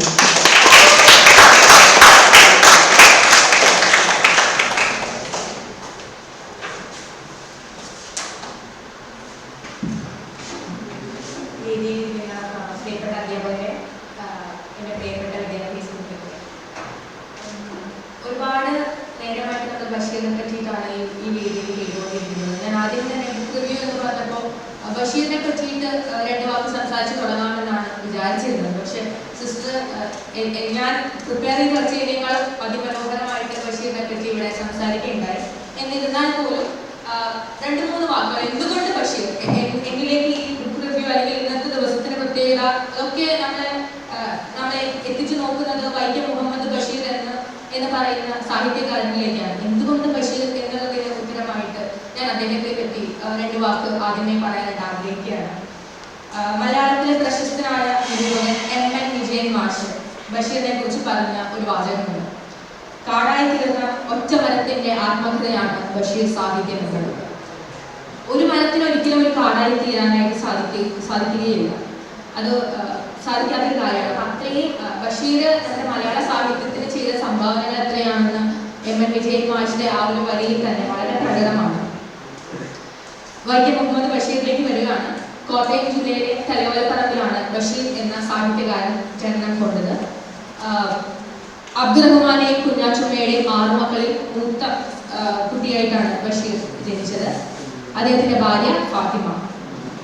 കഥാകൃത്ത്, നോവലിസ്റ്റ്, സ്വാതന്ത്ര്യ സമര പോരാളി, ജനകീയ എഴുത്തുകാരൻ, ഗാന്ധിയൻ ചിന്തകളിലും ആദർശങ്ങളിലും ആകൃഷ്ടൻ. നോവൽ, ചെറുകഥ, ഓർമ്മക്കുറിപ്പുകൾ, തിരക്കഥകൾ, ബാലസാഹിത്യം, നാടകം തുടങ്ങി ഒട്ടനവധി മേഖലകളിൽ അദ്ദേഹം പുസ്തകങ്ങൾ രചിച്ചിട്ടുണ്ട്.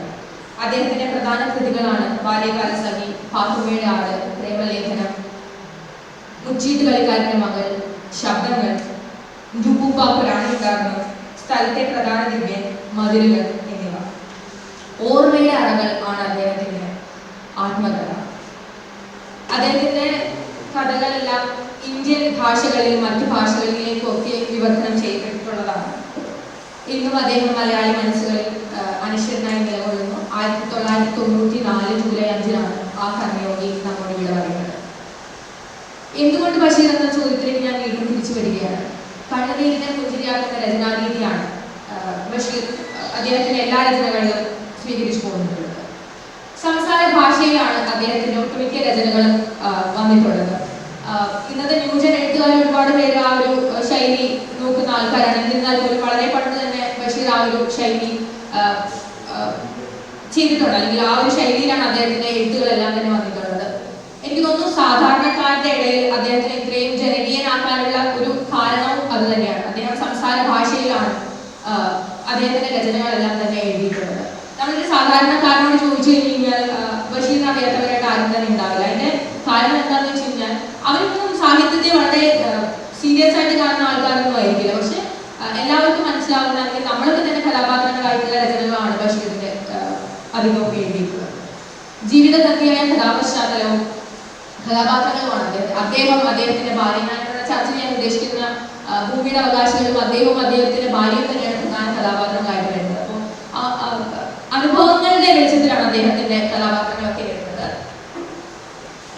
അതേപോലെ തന്നെ പ്രകൃതിയും മനുഷ്യനും ജീവജാലങ്ങളും ഒക്കെ ഒരേപോലെ കഥാപാത്രങ്ങളായിട്ട് വരുന്ന കഥകളാണ് ബഷീർ എഴുതിയിട്ടുള്ളത്. അത്തരത്തിലുള്ള ഒരു കഥയാണ് ഭൂമിയുടെ അവകാശികൾ.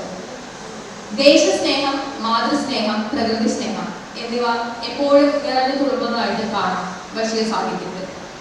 അപ്പൊ അതിൽ ദേശസ്നേഹത്തെ ചൊല്ലിത്തുടങ്ങാമെന്നാണ് ഞാൻ കരുതുന്നത്. ദേശസ്നേഹം ഒരുപക്ഷെ മാതൃസ്നേഹത്തെക്കാൾ കൂടുതൽ നമ്മൾ ദേശത്തെ സ്നേഹിക്കണം എന്ന് തുറന്നു കാട്ടുന്ന ഒരു ചെറുകഥയുണ്ട്. ആ ചെറുകഥയുടെ പേര് തേന്മാവ് എന്നാണ്. അതായത് അധ്യാപകൻ ആയ റഷീദ് എന്ന ഒരു ചെറുപ്പക്കാരൻ ഒരു ദിവസം അദ്ദേഹത്തിന്റെ ജ്യേഷ്ഠൻ പോലീസുകാരനാണ്. ആ ജ്യേഷ്ഠനെ കാണാനായിട്ട് ഒരു ഇടവഴിയിലൂടെ, അല്ലെങ്കിൽ അധികം ആൾക്കാർ താമസിക്കാത്ത, അധികം ആൾക്കാർ സഞ്ചരിക്കാത്ത ഒരു വഴിയിൽ കൂടെ നടന്നു വരുമ്പോൾ അദ്ദേഹം കാണുന്നത് വളരെ വയസ്സായ, അല്ലെങ്കിൽ ഒരു 80 വയസ്സൊക്കെ കഴിഞ്ഞ് വളരെ അവശനായ ഒരു വൃദ്ധൻ വഴിയിൽ കിടക്കുന്നതാണ്. റഷീദിന് ആ വൃദ്ധനെ കണ്ടപ്പോൾ വളരെ സങ്കടം തോന്നി. ഓടിച്ചെന്ന് എന്താണ് അയാൾ വെള്ളത്തിന് വേണ്ടി ഇങ്ങനെ ചോദിക്കുന്നതായിട്ടാണ് ഈ പറയുന്ന റഷീദ് എന്ന് പറയുന്ന അധ്യാപകൻ കാണുന്നത്. വളരെ വിഷമത്തോടുകൂടി ആ വൃദ്ധന്റെ അടുത്തേക്ക് റഷീദ് എന്ന് പറയുന്ന അധ്യാപകൻ ഓടിച്ചെല്ലുകയാണ് ചെയ്തത്. എന്നിട്ട് അദ്ദേഹം വെള്ളത്തിന് വേണ്ടി ചോദിക്കുമ്പോൾ വെള്ളം കൊടുക്കണമല്ലോ. റഷീദ് എന്ന് പറയുന്ന അധ്യാപകൻ ചുറ്റും നോക്കുകയാണ്. അപ്പൊ അടുത്തൊരു വീട് കാണുന്നുണ്ട്. അദ്ദേഹം ആ വീട്ടിലേക്ക് ഓടിച്ചെന്നിട്ട് അവിടെ ആ വീട്ടിൽ നിൽക്കുന്ന ഒരു പെൺകുട്ടിയുടെ അടുത്ത് കുറച്ച് വെള്ളം വേണം എന്ന് പറഞ്ഞു. അപ്പൊ പെൺകുട്ടി വളരെ അത്ഭുതത്തോടെ എന്തിനാണ് വെള്ളം എന്ന് ചോദിച്ചു. അപ്പൊ ഇങ്ങനെ കാര്യങ്ങൾ പറയുന്നത് വൃദ്ധൻ ഇങ്ങനെ വഴിയിൽ കിടക്കുകയാണ്, എനിക്ക് അദ്ദേഹത്തെ സഹായിക്കണം എന്ന് പറഞ്ഞിട്ട് ഒരു ഗ്ലാസ് പറയുമ്പോൾ അല്ലെങ്കിൽ കുറച്ച് വലിയൊരു പാത്രം കുറച്ച് വെള്ളം ആ കുട്ടി എടുത്ത് കൊടുക്കണം. അപ്പൊ കുട്ടിക്കും ആ വൃദ്ധനെ സഹായിക്കണം എന്നുള്ള താല്പര്യം കൊണ്ട് റഷീദിന്റെ കൂടെ കുട്ടിയും പുറപ്പെടുകയാണ് ആ വൃദ്ധനെ സഹായിക്കാൻ വേണ്ടിയിട്ട്. ആ വൃദ്ധനെ ഈ പറയുന്ന അധ്യാപകനും അസ്മ എന്നാണ് കുട്ടിയുടെ പേര്. ആ പെൺകുട്ടി വെള്ളം ഇട്ട് കൊടുത്ത പെൺകുട്ടിയുടെ പേര് അസ്മയും കൂടെ എണീപ്പിച്ചിരുത്തി വെള്ളം കൈമാറാണ് അദ്ദേഹം ഉടനടി ചെയ്തത്. ആ വൃദ്ധൻ കിടന്നിരുന്ന തൊട്ടടുത്ത് തന്നെ ഒരു വാടി നിൽക്കുന്ന ഒരു തേന്മാവ് ഉണ്ടായിരുന്നു. ഒരു മാവിന്റെ ഒരു തൈ ഉണ്ടായിരുന്നു. വളരെ വാടി നിൽക്കുന്ന ഒരു തേന്മാവായിരുന്നു. അദ്ദേഹത്തിന് കിട്ടിയ വെള്ളത്തിന്റെ പകുതി ആ തേന്മാവിലേക്ക് ഒഴിച്ചിട്ട് ബാക്കിയാണ് അദ്ദേഹം കുടിച്ചത്. അപ്പൊ അദ്ദേഹത്തിന്റെ പ്രകൃതി സ്നേഹം വളരെ പ്രകടമാണ് ആ ഒരു അദ്ദേഹത്തിന്റെ ചെയ്തിയിൽ തന്നെ.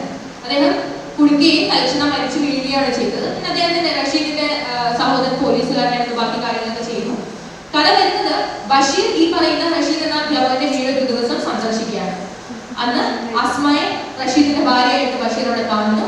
അവരോട് കുറെ നേരം സംസാരിച്ചിരിക്കുന്നു. തിരിച്ചു വരുന്ന വഴിക്ക് അസ്മയുടെയും റഷീദിന്റെയും മകൻ അവർക്ക് അവരുടെ വീട്ടിലുള്ള തേന്മാവിലുണ്ടായ കുറച്ച് മാമ്പഴം ബഷീറിന് കൊടുക്കുക. ബഷീർ ഇത് കഴിക്കുമ്പോൾ നല്ല രുചിയുള്ള തേന്മാവിന്റെ മാമ്പഴമാണെന്ന് പറയുന്നുണ്ട്. അപ്പോ എന്താണ് സംഭവിച്ചതെന്ന് വെച്ചാൽ ഈ വൃദ്ധനെ സഹായിച്ചപ്പോൾ ആ വൃദ്ധനെ ഒഴിച്ച തേന്മാവിനെ ഈ പറയുന്ന അസ്മയും റഷീദും കൂടെ പരിചരിക്കുന്നു. ആ തേന്മാവിനെ അവർ ശുശ്രൂഷിക്കുന്നു. അത് വലിയ വൃക്ഷമായി മാറുന്നു. അതിൽ നിന്ന് മാമ്പഴങ്ങൾ ഉണ്ടാകുന്നു. അത് ബഷീർ കഴിക്കാൻ ഇടവരുന്നു. അപ്പൊ ഇതാണ് കഥ. അപ്പൊ പ്രകൃതി സ്നേഹിയായ ഒരു മനുഷ്യൻ, അദ്ദേഹത്തിന്റെ പേര്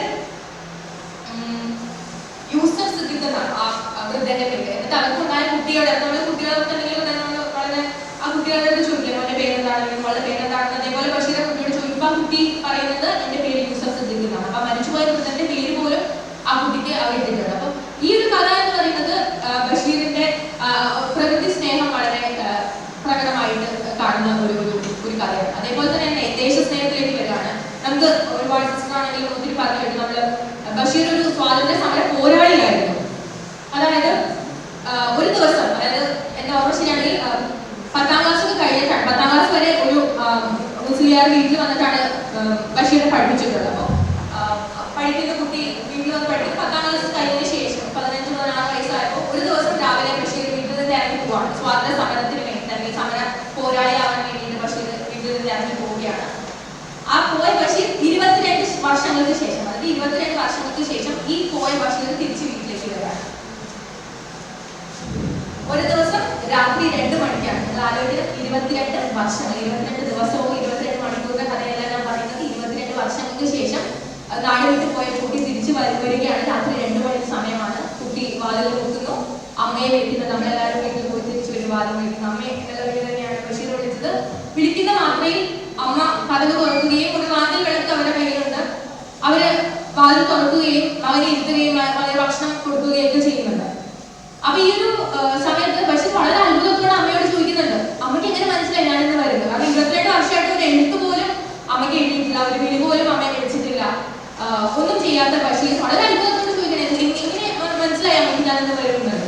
അപ്പൊ അമ്മ പറയുന്നൊരു കാര്യമുണ്ട്, കഴിഞ്ഞ 22 വർഷമായിട്ട് എല്ലാ ദിവസവും ഞാൻ ചെയ്യുന്നത് ഇതാണ്. നിന്നെ കാത്തിരിക്കാറുണ്ട്, നിനക്ക് ഭക്ഷണം എടുത്തു വയ്ക്കാറുണ്ട്. അപ്പൊ ഇങ്ങനെയുള്ള, അതായത് ഇതേപോലെ ഒരുപാട് അമ്മമാരുടെ ത്യാഗത്തിന്റെ ഫലം കൂടിയാണ് നമ്മൾ ഇന്ന് ആസ്വദിക്കുന്ന സ്വാതന്ത്ര്യം എന്ന് നമ്മൾ ഓർക്കേണ്ടതാണ്. അപ്പൊ ആ ഒരു ദേശസ്നേഹം കൂടെ ബഷീറിന്റെ കഥകളിലൊക്കെ നമുക്ക് കാണാൻ പറ്റും. പിന്നെ എനിക്ക് പറയാനുള്ളത്, സിസ്റ്റർ ഓൾറെഡി പറഞ്ഞു കഴിഞ്ഞ കാര്യമാണ്, ആടും മനുഷ്യനും ഒക്കെ ഒരേപോലെ കഥാപാത്രങ്ങളായ പാത്തുമ്മയുടെ ആടാണ്. അപ്പം കിടന്ന പാന്റിന്റെ പോക്കറ്റ് കടിച്ചു തിന്നുന്ന ആട്, ശബ്ദങ്ങൾ എന്ന് പറയുന്ന ബഷീറിന്റെ ഏറ്റവും പ്രധാനപ്പെട്ട ഒരു നോവൽ കടിച്ചു തിന്നുന്ന ആട്, ആടും മനുഷ്യനും ഒക്കെ ഒരേപോലെ പ്രധാന കഥാപാത്രങ്ങളായി ജീവിക്കുന്ന ഒരു വീടിന്റെ അന്തരീക്ഷം, ഇതെല്ലാം ബഷീറിനെ കൊണ്ട് മാത്രം സാധിക്കുന്ന കാര്യങ്ങളാണ് എന്ന് കൂടെ ഞാൻ പറയാനായിട്ട് ആഗ്രഹിക്കുകയാണ്. എന്റെ കഥയിലേക്ക് വരാം. ഭൂമി മനുഷ്യനെ പോലെ തന്നെ മറ്റു ജീവികൾക്കും തുല്യമായ അവകാശമാണ് നൽകുന്നത് എന്ന് വിളിച്ചു ഊതുന്ന ഒരു കഥയാണ്.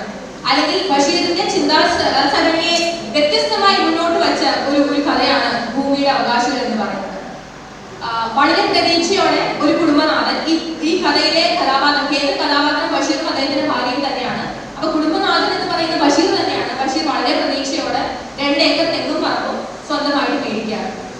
വളരെ പ്രതീക്ഷയോടെ, സിസ്റ്റർ നേരത്തെ പറയുന്നത് അദ്ദേഹത്തിന് കുറച്ച് പ്രത്യേകതയുണ്ട്. അദ്ദേഹത്തിന്റെ സംസാര ഭാഷ, അല്ലെങ്കിൽ അദ്ദേഹത്തിന്റെ ചില വാക്കുകൾ വളരെ പ്രത്യേകതയാർന്ന വാക്കുകളാണ്. ഈ ഒരു കഥയിലെ പ്രത്യേകത വാക്കുകളാണ്. തുടങ്ങുന്നത് തന്നെ ഇങ്ങനെയാണ്: ഭൂഗോളത്തിൽ ചിരിപ്പിടിയോളം ഭാഗത്തിന്റെ ആജീവനാവകാശിയായി തീർന്നതോടെ ഭാവി ജീവിതം സുരക്ഷിതമായി എന്ന് ദൃഢമായി തന്നെ വിശ്വസിച്ചു. അപ്പൊ ഇച്ചിരിപ്പിടിയോളം എന്നുള്ളത് ഒരു വാക്കാണ്. അതേപോലെ മഹാവധം, നമ്മളിപ്പോ ചാമ്പ്യൻ എന്നുള്ളത് വളരെ ട്രെൻഡിങ് ആണ്. അതേപോലെ കാച്ച് എന്നുള്ളത് അദ്ദേഹത്തിന്റെ ഒരു സ്ഥിരം ശൈലിയാണ്. കാച്ച് പറഞ്ഞു എന്ന് പറയുന്നത്, കാച്ച് എന്ന് പറയുന്നത്. അതേപോലെ കശ്മല, ഭാര്യനെ പലപ്പോഴും നമ്മളിങ്ങനെ ദേഷ്യം വിളിക്കുന്ന അദ്ദേഹം വിളിക്കുന്ന ഒരു വാക്കാണ് കശ്മല. അതേപോലെ സംഹാരം, കൈപ്പിടിയോളം, ലേശം, മഹാമഹാ, ഘോരം ഘോരം, താങ്ങ്, സംഗതി, ക്ഷണം, ഇങ്ങനെയുള്ള കുറെ വാക്കുകൾ ഈ കഥയിൽ തന്നെ, ഭൂമിയുടെ അവകാശങ്ങളിൽ തന്നെ വളരെ റിപ്പീറ്റഡ് ആയിട്ട് നമുക്ക് കാണാൻ പറ്റുന്ന ഒരു ഇതുണ്ട്. അപ്പൊ ഞാൻ പറഞ്ഞു വന്നത് ഭൂമിയുടെ അവകാശികൾ എന്ന് പറയുന്ന കഥ, അതായത് മനുഷ്യനെ പോലെ തന്നെ എല്ലാ ജീവജാലങ്ങളെ ഒരുപക്ഷെ മനുഷ്യരെക്കാൾ കൂടുതൽ അദ്ദേഹം ജീവജാലങ്ങളെ ശ്രദ്ധിച്ചിരുന്നു എന്നുള്ളത് ഈ ഒരു കഥ വായിക്കുമ്പോൾ നമുക്ക് മനസ്സിലാവും. അതിനെല്ലാം ഞാൻ ഒരു ചെറിയ കഥാസന്ദർഭം അദ്ദേഹം അദ്ദേഹത്തിന്റെ വീടിന് വിധിക്കുന്ന രീതിയാണ്. ഇവിടെ തെങ്ങുകളും മാവുകളും പ്ലാവുകളും മാത്രമല്ല, പേരുകളും കശുമാവുകളും മുരിങ്ങകളും പുളികളും പപ്പായകളും സപ്പോട്ട മരങ്ങളും ഉണ്ട്. പിന്നെ ആറ്റമരങ്ങളും റുമാൻ മരങ്ങളും, കൂടാതെ തേക്കുകളും പൈൻ മരങ്ങളും ഉണ്ട്. ഗോൾഡൻ ചെമ്പകവും ഉണ്ട്. മുറ്റത്തിന്റെ അതിരുകളിൽ പൂച്ചെടികൾ, പനിനീർ ചെമ്പകങ്ങൾ, പൂക്കൾ വിരിഞ്ഞു നിൽക്കുന്ന മറ്റു ചെടികൾ, എല്ലാറ്റിനെയും ഉൾക്കൊള്ളിച്ച് 2 ഏക്കർ. പറമ്പിന്റെ 4 വശവും ഭദ്രമായി മുള്ളുവേലി കെട്ടിച്ചിട്ടുണ്ട്. അടച്ചുറപ്പുള്ള ഇരുമ്പ് ഗേറ്റും. ഗേറ്റിന്റെ 2 വശവും വെള്ളയും ചുവപ്പുമായി പുഷ്പിച്ച് പതിച്ചു നിൽക്കുന്ന ബുഗേൻവില്ല. ഗേറ്റ് മുതൽ മുറ്റമാകിയ മണൽ. പറമ്പിലും വീടിനും മറ്റു പൊതു കാവൽക്കാരനായി ഒരു ഉശിരൻ നായയുണ്ട്, ഷാൻ എന്ന പേര്. കണ്ടോ, ഒരു നായിക്ക് അദ്ദേഹം ഇട്ടിരിക്കുന്ന പേര് ഷാൻ എന്നാണ്. വളരെ ന്യൂ ആയിട്ടുള്ള പുതിയൊരു ഷാൻ എന്ന കാര്യമുണ്ടെങ്കിൽ നമ്മൾ ദയവായി ക്ഷമിക്കുക. ബഷീറിട്ട് അദ്ദേഹത്തിന്റെ നായയുടെ പേര് ഷാൻ എന്നാണ്. വളരെ നല്ലൊരു പേരാണ് അല്ലെ. ഷാൻ എന്ന് പറയുന്ന നായക്കും അദ്ദേഹം പേരിടുന്നുണ്ട്, അല്ലെങ്കിൽ ആ പേര് എടുത്തു പറയുന്നുണ്ട്. പിന്നെ ആശ്രിതരായ കോഴികൾ, പശുക്കൾ, ആടുകൾ, പൂച്ചകൾ ഇവരെല്ലാവരുമായി ഒത്തൊരുമയോടെ കഴിഞ്ഞു വരുന്നു. മക്കളും ഭാര്യയും ഉണ്ട്. എല്ലാവരുടെയും സുഖസമ്പൂർണമായ സുരക്ഷിത ജീവിതം തേങ്ങകളെ ആശ്രയിച്ചാണ്. തേങ്ങകൾ മനസ്സിലായോ? തേങ്ങകൾ അത് തന്നെ. അപ്പൊ വളരെ പ്രതീക്ഷയിൽ ഇത് വായിക്കുമ്പോൾ നിങ്ങൾ കേട്ടവർക്ക് മനസ്സിലാവും. അദ്ദേഹത്തിന്റെ വീട്ടിലുള്ള ചെടികൾ, വൃക്ഷങ്ങൾ, അതേപോലെ ജന്തുജാലങ്ങൾ, കോഴികൾ, ആടുകൾ എല്ലാം കഴിഞ്ഞിട്ട് ലാസ്റ്റ് പറയാണ് മക്കളും ഭാര്യയും ഉണ്ട്. അപ്പൊ അത് ആദ്യം അദ്ദേഹം കൊടുത്തിരിക്കുന്ന പ്രാധാന്യം കൊടുത്തിരിക്കുന്ന അദ്ദേഹത്തിന്റെ വീട്ടിലുള്ള ജന്തുജാലങ്ങൾക്കും ജീവജാലങ്ങൾക്കും ഉള്ളതിനേക്കാൾ, അല്ലെങ്കിൽ അതിനാണ് ആദ്യം അദ്ദേഹം പ്രയോറിറ്റി കൊടുക്കുന്നത്, മുൻഗണന കൊടുക്കുന്നത്. അതിനുശേഷം അദ്ദേഹം പറയണം വീട്ടില് ഭാര്യയും മക്കളുണ്ട്. ഇവരൊന്നും മാത്രമല്ല, എന്റെ വീട്ടിൽ എന്റെ ഭാര്യയും മക്കളും എന്റെ കൂട്ടത്തിലുണ്ട് എന്ന് പറയണം. അപ്പൊ ഇവിടെ തന്നെ ഇതിൽ നിന്നാണ് നമ്മൾ ഇപ്പോഴത്തെ ഇതിൽ പറയുന്ന ട്രസ്റ്റ് എന്ന് പറയുന്നത്, കടയുടെ ട്രസ്റ്റ് തുടങ്ങുന്നത് തന്നെ ഇവിടെ നിന്നാണ്. അദ്ദേഹം പറയുന്നത് ഇവരെല്ലാവരും ആശ്രയിച്ചിരിക്കുന്നത് തേങ്ങകളെയാണ്. അല്ലെങ്കിൽ ഒരു കാലഘട്ടത്തിൽ നമ്മുടെ മലയാളികൾ അല്ലെങ്കിൽ മലയാളി കുടുംബങ്ങളൊക്കെ തേങ്ങ അല്ലെങ്കിൽ തെങ്ങ് പുരയിടം ഉണ്ടാവും. ആ തെങ്ങിൽ നിന്ന് കിട്ടുന്ന തേങ്ങകൾ ഉപജീവന മാർഗം നടത്തിയിട്ടൊരു കാലം ഇപ്പോഴും ഉണ്ട്. പക്ഷെ പണ്ട് ഒരുപാട് കൂടുതലായിരുന്നു. ആ ഒരു കാലഘട്ടത്തിലാണ് ബഷീർ ഈ കഥ എഴുതുന്നത്. അപ്പൊ ഇവര് 2 ഏക്കർ ഭൂമി മേടിക്കുമ്പോൾ ഇവരുടെ പ്രതീക്ഷ എന്ന് പറയുന്ന ആ ഭൂമിയിൽ നിന്ന് കിട്ടുന്ന തേങ്ങകളെ ചുറ്റിപ്പറ്റിയാണ്. അപ്പോ തേങ്ങകൾ എന്ന് പറയുന്ന ആ തേങ്ങകൾക്ക് കുറച്ച് കാര്യങ്ങൾ സംഭവിക്കും, അല്ലെങ്കിൽ അവിടെ നിന്നാണ് മാറ്റങ്ങൾ ഉണ്ടാകുന്ന ഉദ്ദേശിക്കുന്ന രീതിയിൽ അത് വരുന്നില്ല. അപ്പൊ ഇങ്ങനെ 2 ഏക്കർ ഭൂമി മേടിക്കുമ്പോൾ അവിടെ ക്ഷണിക്കപ്പെടാത്ത കുറെ അതിഥികൾ, പ്രത്യേകിച്ച് ജന്തുജാലങ്ങൾ അവിടെ വരുന്നു. അവർക്ക് കുറെ ഏറെ പ്രശ്നങ്ങൾ ഉണ്ടാവുന്നു. അതിനെ എങ്ങനെയൊക്കെയാണ് ബഷീർ നോക്കിക്കാണുന്നത്, അതിനുശേഷം എന്ത് സംഭവിച്ചു എന്നതാണ് ഭൂമിയുടെ അവകാശങ്ങളിൽ പറയുന്നത്. അപ്പോ ഭൂമിയുടെ അവകാശങ്ങളിൽ ഇതില് കുറച്ച് സന്ദർഭങ്ങളാണ് ഞാൻ ഇവിടെ വിവരിക്കാനായിട്ട് ആഗ്രഹിക്കുന്നത്. അപ്പൊ ഇങ്ങനെ ഇത്രയും കാര്യങ്ങളുള്ള ഒരു വീട്, 2 ഏക്കർ ഭൂമിയാണുള്ളത്. അപ്പൊ അവിടെ ബഷീർ എന്ന് പറയുന്നത് പ്രകൃതി സ്നേഹിയാണ്, പ്രകൃതിനെ നല്ലോണം നിരീക്ഷിക്കുന്ന ഒരാൾ കൂടിയാണ്. ഒരു ദിവസം ഇതിൽ ഒരു സന്ദർഭമാണ് ഞാൻ പറയാൻ ഉദ്ദേശിക്കുന്നത്. അദ്ദേഹം പ്രകൃതിയെ നിരീക്ഷിക്കുന്നത് ഒരു നട്ടുച്ച സമയത്താണ്. അദ്ദേഹം ഈ പറയുന്ന മരങ്ങളും ചെടികളും കായ്കളും എല്ലാം നോക്കിക്കൊണ്ടിരിക്കുകയാണ്. അപ്പൊ അദ്ദേഹം നോക്കുമ്പോൾ ഒരുപാട് പക്ഷികളുണ്ട്. അദ്ദേഹം പറയുന്നത് കാക്കകൾ അദ്ദേഹത്തിന്റെ വീട്ടിൽ അടുക്കളയിൽ നിന്ന് വരെ ആഹാര സാധനങ്ങൾ കുത്തിക്കൊണ്ട് പോകുന്നുണ്ട്. അപ്പൊ ഇങ്ങനെയുള്ള കാക്കകളുണ്ട്, പൂച്ചകളുണ്ട്, നായ്ക്കളുണ്ട്, പശുക്കളുണ്ട്, ആടുണ്ട്, കോഴിയുണ്ട്. ഇവരൊക്കെ എന്തിനാണ് എന്റെ 2 ഏക്കർ പറമ്പിൽ ജീവിക്കുന്നതെന്ന് അദ്ദേഹം തന്നെ അദ്ദേഹത്തോട് ചോദിക്കുന്നുണ്ട്. കാരണം ഞാൻ വില കൊടുത്തും അല്ലെങ്കിൽ എനിക്ക് ഗവൺമെന്റ് തീരായി എഴുതി തന്ന ഭൂമിയിൽ ഇവർക്ക് എന്താണ് അവകാശം എന്ന് അദ്ദേഹം ചോദിക്കുന്നുണ്ട്. അതിനുശേഷം അദ്ദേഹം ഇങ്ങനെ ആ ഒരു ചിന്തയിൽ ഇങ്ങനെ നിൽക്കുമ്പോൾ പെട്ടെന്ന് അദ്ദേഹത്തിന്റെ മുമ്പിൽ ഒരു മൂർഖൻ പാമ്പ് ഇങ്ങനെ കൊത്താൻ വേണ്ടിയിട്ട് ഇങ്ങനെ നിൽക്കുകയാണ്. അദ്ദേഹത്തിന്റെ മുമ്പിൽ നിൽക്കുകയാണ്. മൂർഖൻ പാമ്പ് എന്ന് പറഞ്ഞാൽ നമുക്ക് അനപേക്ഷയുള്ള പാമ്പാണ്. നമ്മളൊക്കെ ആണെങ്കിൽ തന്നെ ആദ്യം അതിനെ കൊല്ലാനായിട്ടാണ് നോക്കുക. അപ്പൊ ബഷീറിന്റെ മനസ്സിൽ കൂടെയും ആദ്യം എല്ലാ സാധാരണക്കാരെയും പോലെ ഇതിനെ അടിച്ചു കൊന്നാലോ എന്നൊരു ചിന്ത വരുന്നുണ്ട്. ഇതിനെ എന്ത് ചെയ്യണം എന്നുള്ളൊരു ചിന്തയിലാണ് ഇതിനെ അടിച്ചു കൊന്നാലോ എന്ന് ആലോചിക്കുന്നുണ്ട്. അതിനുശേഷം അദ്ദേഹം ആലോചിക്കുന്നുണ്ട് എന്തിനാണ് അടിച്ചു കൊല്ലുന്നത്, അതും ഭൂമിയുടെ ഒരു സൃഷ്ടിയല്ലേ എന്ന് പറയുന്നുണ്ട്. ഞാൻ വായിക്കാം. പാമ്പ് തലയിൽ ഉയർത്തിപ്പിടിച്ച് പത്തി വിധത്ത് ഗൗരവത്തിൽ നിൽക്കുന്നു. നിനക്കിവിടെ എന്ത് അവകാശം എന്ന് പറഞ്ഞു. അതായത് ബഷീറിനെ പാമ്പ് നിനക്ക് എന്താണ് അവകാശം എന്നുള്ള മട്ടിലാണ് ബഷീറിനെ നോക്കുന്നത്. ബഷീറിനെ തിരിച്ച് ആലോചിക്കാണ് പാമ്പിന് എന്താണ് ഇവിടെ അവകാശം, കാരണം ഇത് എന്റെ ഭൂമിയല്ല, എന്റെ 2 ഏക്കർ സ്ഥലമല്ലേ. എന്ത് ചെയ്യാൻ കഴിയും? വഴിയില്ല, ആയുധം ഒന്നുമില്ല, വെറും കൈ. മനുഷ്യൻ എത്ര ബലഹീനൻ, ആയുധമില്ലാതെ മനുഷ്യൻ എത്ര ബലഹീനനാണ് എന്ന് പോലും അദ്ദേഹം ആ ഒരു അവസരത്തിൽ പറയുന്നുണ്ട്. നമുക്ക് പല ധൈര്യങ്ങളും ചില സമയങ്ങളിൽ വരുമല്ലേ. അപ്പോൾ ആ സമയത്ത് ബഷീറിനെ പാമ്പിനെ കൊല്ലാനായിട്ട് അദ്ദേഹത്തിന്റെ കയ്യിൽ ആയുധങ്ങളൊന്നുമില്ല. ആ ഒരു സമയത്ത് ആയുധമില്ലാത്ത മനുഷ്യൻ എത്ര ബലഹീനനാണ് എന്ന് അദ്ദേഹം പറയുന്നുണ്ട്. അദ്ദേഹം പറയുന്നുണ്ട്, ഹേ സർപ്പമേ, നിനക്ക് ഇവിടെ അവകാശമില്ല. എന്റെ സ്വന്തമായി 2 ഏക്കർ പറമ്പിൽ നിന്ന് നീ ക്ഷണത്തിൽ പോവുക എന്നൊരു മുന്നറിയിപ്പ് എന്ന രീതിയിൽ ബഷീർ പറയുന്നുണ്ട്. പക്ഷെ പിന്നെ ആ പാമ്പ് അവിടെ നിൽക്കുമ്പോൾ തന്നെ ബഷീറിനെ കൊത്താനുള്ള എല്ലാ ആവേശത്തിൽ തന്നെ ആ പാമ്പ് നിൽക്കുമ്പോഴും ബഷീർ ആലോചിക്കുന്നത് സർപ്പത്തിന് ഇവിടെ നിന്ന് ഓടിച്ചു വിട്ടാൽ അല്ലെങ്കിൽ ഇത് കൊല്ലാതെ വിട്ട് കഴിഞ്ഞാൽ എന്താണ് സംഭവിക്കുക? ഈ സർപ്പം മറ്റൊരാളുടെ അതിർത്തിയിലേക്കായി. കാരണം എന്റെ അതിർത്തി കഴിഞ്ഞ് കഴിഞ്ഞാൽ അത് ബാക്കിയുള്ള മറ്റുള്ള പറമ്പിന്റെ ഉടമസ്ഥൻ വേറെ ഒരാളാണ്, അദ്ദേഹം ചിലപ്പോൾ ഈ പാമ്പിനെ കൊന്നു കളഞ്ഞേക്കാം. അപ്പോ ഇവിടെ അതേപോലെ തന്നെ പാമ്പിനെ സഖാവ് മൂർഖൻ എന്നൊക്കെ അദ്ദേഹം വിശേഷിപ്പിക്കുന്നുണ്ട്. അപ്പോ ഇങ്ങനെ പത്തി നിൽക്കുന്ന കുറെ കാര്യങ്ങൾ ഇങ്ങനെ മനസ്സിലൂടെ ബഷീറിന്റെ മനസ്സിലൂടെ പോകുന്നുണ്ട്. പാമ്പിനെ കൊത്താതെ നിൽക്കുന്നുണ്ട്, പക്ഷെ കൊത്താൻ റെഡിയായിട്ട് നിൽക്കുന്നുണ്ട്. അവസാനം വഴക്കൊക്കെ അവസാനിപ്പിച്ച പാമ്പിന്റെ വഴിക്ക് പോകുന്നത് ബഷീർ ഒന്നും ചെയ്യാതെ വെറുതെ വിടാണ്. ബഷീർ പറയുന്ന ഒരു വാചകമുണ്ട്, ജീവിതത്തിൽ ജാഗ്രത വേണം, നോക്കി നടക്കണം, വെളിച്ചം കൂടാതെ ഇന്നത്തെ നടക്കുക. അപ്പൊ അത്രയും നമ്മളെ കൊല്ലാൻ അല്ലെങ്കിൽ നമ്മളെ കൊല്ലാൻ ശേഷിയുള്ള ഒരു പാമ്പ് അദ്ദേഹത്തിന് മുമ്പിൽ നിൽക്കുമ്പോഴും അദ്ദേഹം അതിനെ വെറുതെ വിടുന്ന ഒരു സിറ്റുവേഷൻ ആണ്, ആ ഒരു സന്ദർഭമാണ് ആ പറയുന്നത്. അതിനെ നമുക്ക് ഈ പറയുന്ന അദ്ദേഹത്തിന്റെ ജന്തുജാലങ്ങളോടുള്ള ഒരു പ്രത്യേക താല്പര്യം വളരെ പ്രകടമാണ് ആ ഒരു സന്ദർഭത്തിൽ. അതേപോലെ പിന്നെ വരുന്നൊരു സന്ദർഭം എന്ന് പറയുന്നത്, അദ്ദേഹം ഒരു ദിവസം രാത്രി ഉറങ്ങാനായിട്ട് കിടക്കുകയാണ്. ഉറങ്ങാനായിട്ട് കിടക്കുമ്പോൾ അദ്ദേഹത്തിന്റെ കയ്യിൽ പഴുതാര കുത്തുന്നുണ്ട്. അദ്ദേഹത്തിന്റെ വീട് എന്ന് പറയുന്നത്, അതിന്റെ കാര്യങ്ങൾ ഞാൻ കുറച്ച് കഴിഞ്ഞ് പറഞ്ഞുതരാം, എന്തൊക്കെയാണ് ആ വീട്ടിലുള്ളത്, വീട് പശ്ചാത്തലം എങ്ങനെയാണെന്ന് പറയാം. അപ്പോൾ രാത്രി ഒരു ദിവസം എന്താ പറയുന്നത്, ഒരു പായ എടുത്തിട്ട് അദ്ദേഹം രാത്രി ഉറങ്ങാൻ കിടന്നപ്പോഴേക്കും സൂചി കുത്തുന്ന ഒരു വേദന കണ്ട് അദ്ദേഹം ഉറക്കത്തിൽ ഭാര്യയെ തട്ടി വിളിക്കുന്നുണ്ട്. അപ്പൊ ഭാര്യ ഈ പാട് കാണുന്നു, 2 സൂചി കൊണ്ട് കുത്തിയ പോലത്തെ ഒരു പാട് അദ്ദേഹത്തിന്റെ കയ്യിലെ ഭാഗത്ത് കാണുകയാണ്. അദ്ദേഹം ഭാര്യയെ ഉടനെ വിളിക്കുന്നുണ്ട്. ഭാര്യ ഉറക്കത്തിൽ എണീറ്റ് അവർ രണ്ടുപേരും കൂടെ ടോർച്ചൊക്കെ എടുത്ത് നോക്കുമ്പോൾ ഭാര്യ പറഞ്ഞു, എനിക്ക് നമുക്ക് ഈ കിടക്കയും തലയിലേക്ക് കുടഞ്ഞ് നോക്കണം എന്ന് പറഞ്ഞു. അവർ കുടയുമ്പോൾ ഒരു പഴുതാരനെ അവർ കാണുന്നു. പഴുതാരനെ കാണുമ്പോഴത്തേക്കും അവർ പറയും, സിറ്റുവേഷൻ വളരെ മോശമാണ്, കാരണം നമ്മുടെ വീട്ടിൽ ഇത്രയും സാധനങ്ങൾ ഉണ്ടെന്ന് ഞാൻ നിങ്ങളോട് പല ആവർത്തി പറഞ്ഞിട്ടുള്ളതല്ലേ, നമ്മുടെ വീട് വൃത്തിയാക്കണം, ഇതുവരെയൊക്കെ കൊല്ലണം എന്ന് ഭാര്യ വീണ്ടും വീണ്ടും അദ്ദേഹത്തിനോട് പറയുന്നുണ്ട്. എന്നിട്ട് അവർ ആ ഭാര്യ ഭർത്താവിനെ കടിച്ച ആ പഴുതാരയെ തലക്ഷണം ഷൂസ് എന്ന് പറയുന്നത്, ഷൂസ് വെച്ചിട്ട് അതിന്റെ തല അടിച്ച് അതിനെ കൊന്നു കളയണം പെട്ടെന്ന്. നമ്മളെല്ലാവരും ചെയ്യുന്ന പോലെ തന്നെ അവിടെ നിന്ന് ചിലർക്ക് കൊതുകിനെ കണ്ട് കൊതുകിനെ അടിച്ചു കൊന്നു. അത് തന്നെയാണ് നമുക്ക് ബുദ്ധിമുട്ട് വരുന്ന എല്ലാത്തിനെയും കൊല്ലാന്നുള്ളത് മനുഷ്യന്റെ ഒരു സ്വഭാവമാണ്. അപ്പോൾ ഭാര്യ ഭർത്താവിനെ കൊല്ലാൻ ശ്രമിച്ച അല്ലെങ്കിൽ സൂചി കൊണ്ട് വളരെ പോയിസണസ് ആണ് നമുക്കറിയാം. അപ്പോൾ അങ്ങനെയുള്ള ഒരു ജന്തുവിനെ അപ്പൊ തന്നെ എന്നെ കൊല്ലുകയാണ് ചെയ്യുന്നത്.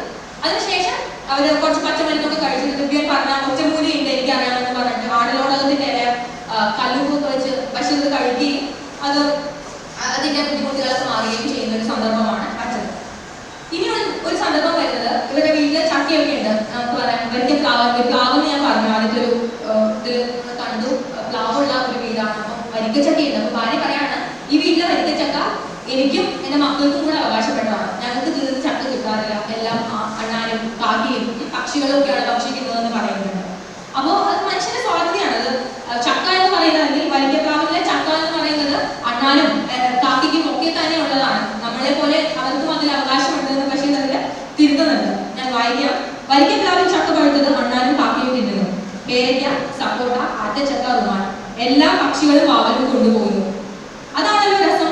ഒരു താങ്ങുമില്ലാതെ കോടാനുകോടി ഗോളങ്ങളെ നിലനിർത്തിയിരിക്കുന്ന ദൈവം തമ്പുരാൻ ഭൂമിയിൽ ജീവികൾക്കായി എന്തെല്ലാം സൃഷ്ടിച്ചിരിക്കുന്നു. പഴങ്ങൾ, കിഴങ്ങുകൾ, ധാന്യം, പുല്ല്, പുഷ്പങ്ങൾ, വെള്ളം, വായു, പിന്നെ ചൂട് വെളിച്ചവും. ഭൂമിയിലെ ഉൽപ്പന്നങ്ങളുടെ എല്ലാം അവകാശികളാണ് ജന്തുക്കളും മൃഗങ്ങളും പക്ഷികളും കൃമികീടങ്ങളും വൃക്ഷങ്ങളും ചെടികളും മറ്റും. ഈ പരമാർത്ഥം എപ്പോഴും ഓർക്കുന്നത് നല്ലതാണെന്ന് തോന്നുന്നില്ലേ? ഭാര്യനെ അദ്ദേഹം ഓർമ്മിപ്പിക്കുകയാണ്, ഇത് നമുക്ക് വേണ്ടി മാത്രമല്ല, ഇത് എല്ലാ ജന്തുജാലങ്ങൾക്കും കൂടെ അവകാശപ്പെട്ടതാണ്. ഭാര്യയ്ക്ക് ദേഷ്യത്തു. ഭാര്യ ചോദിച്ചു, ഒരു കാര്യം പറഞ്ഞാൽ മുഷിയുമോ? ലവലേശം മുഷിയില്ല, കാറ്റ്.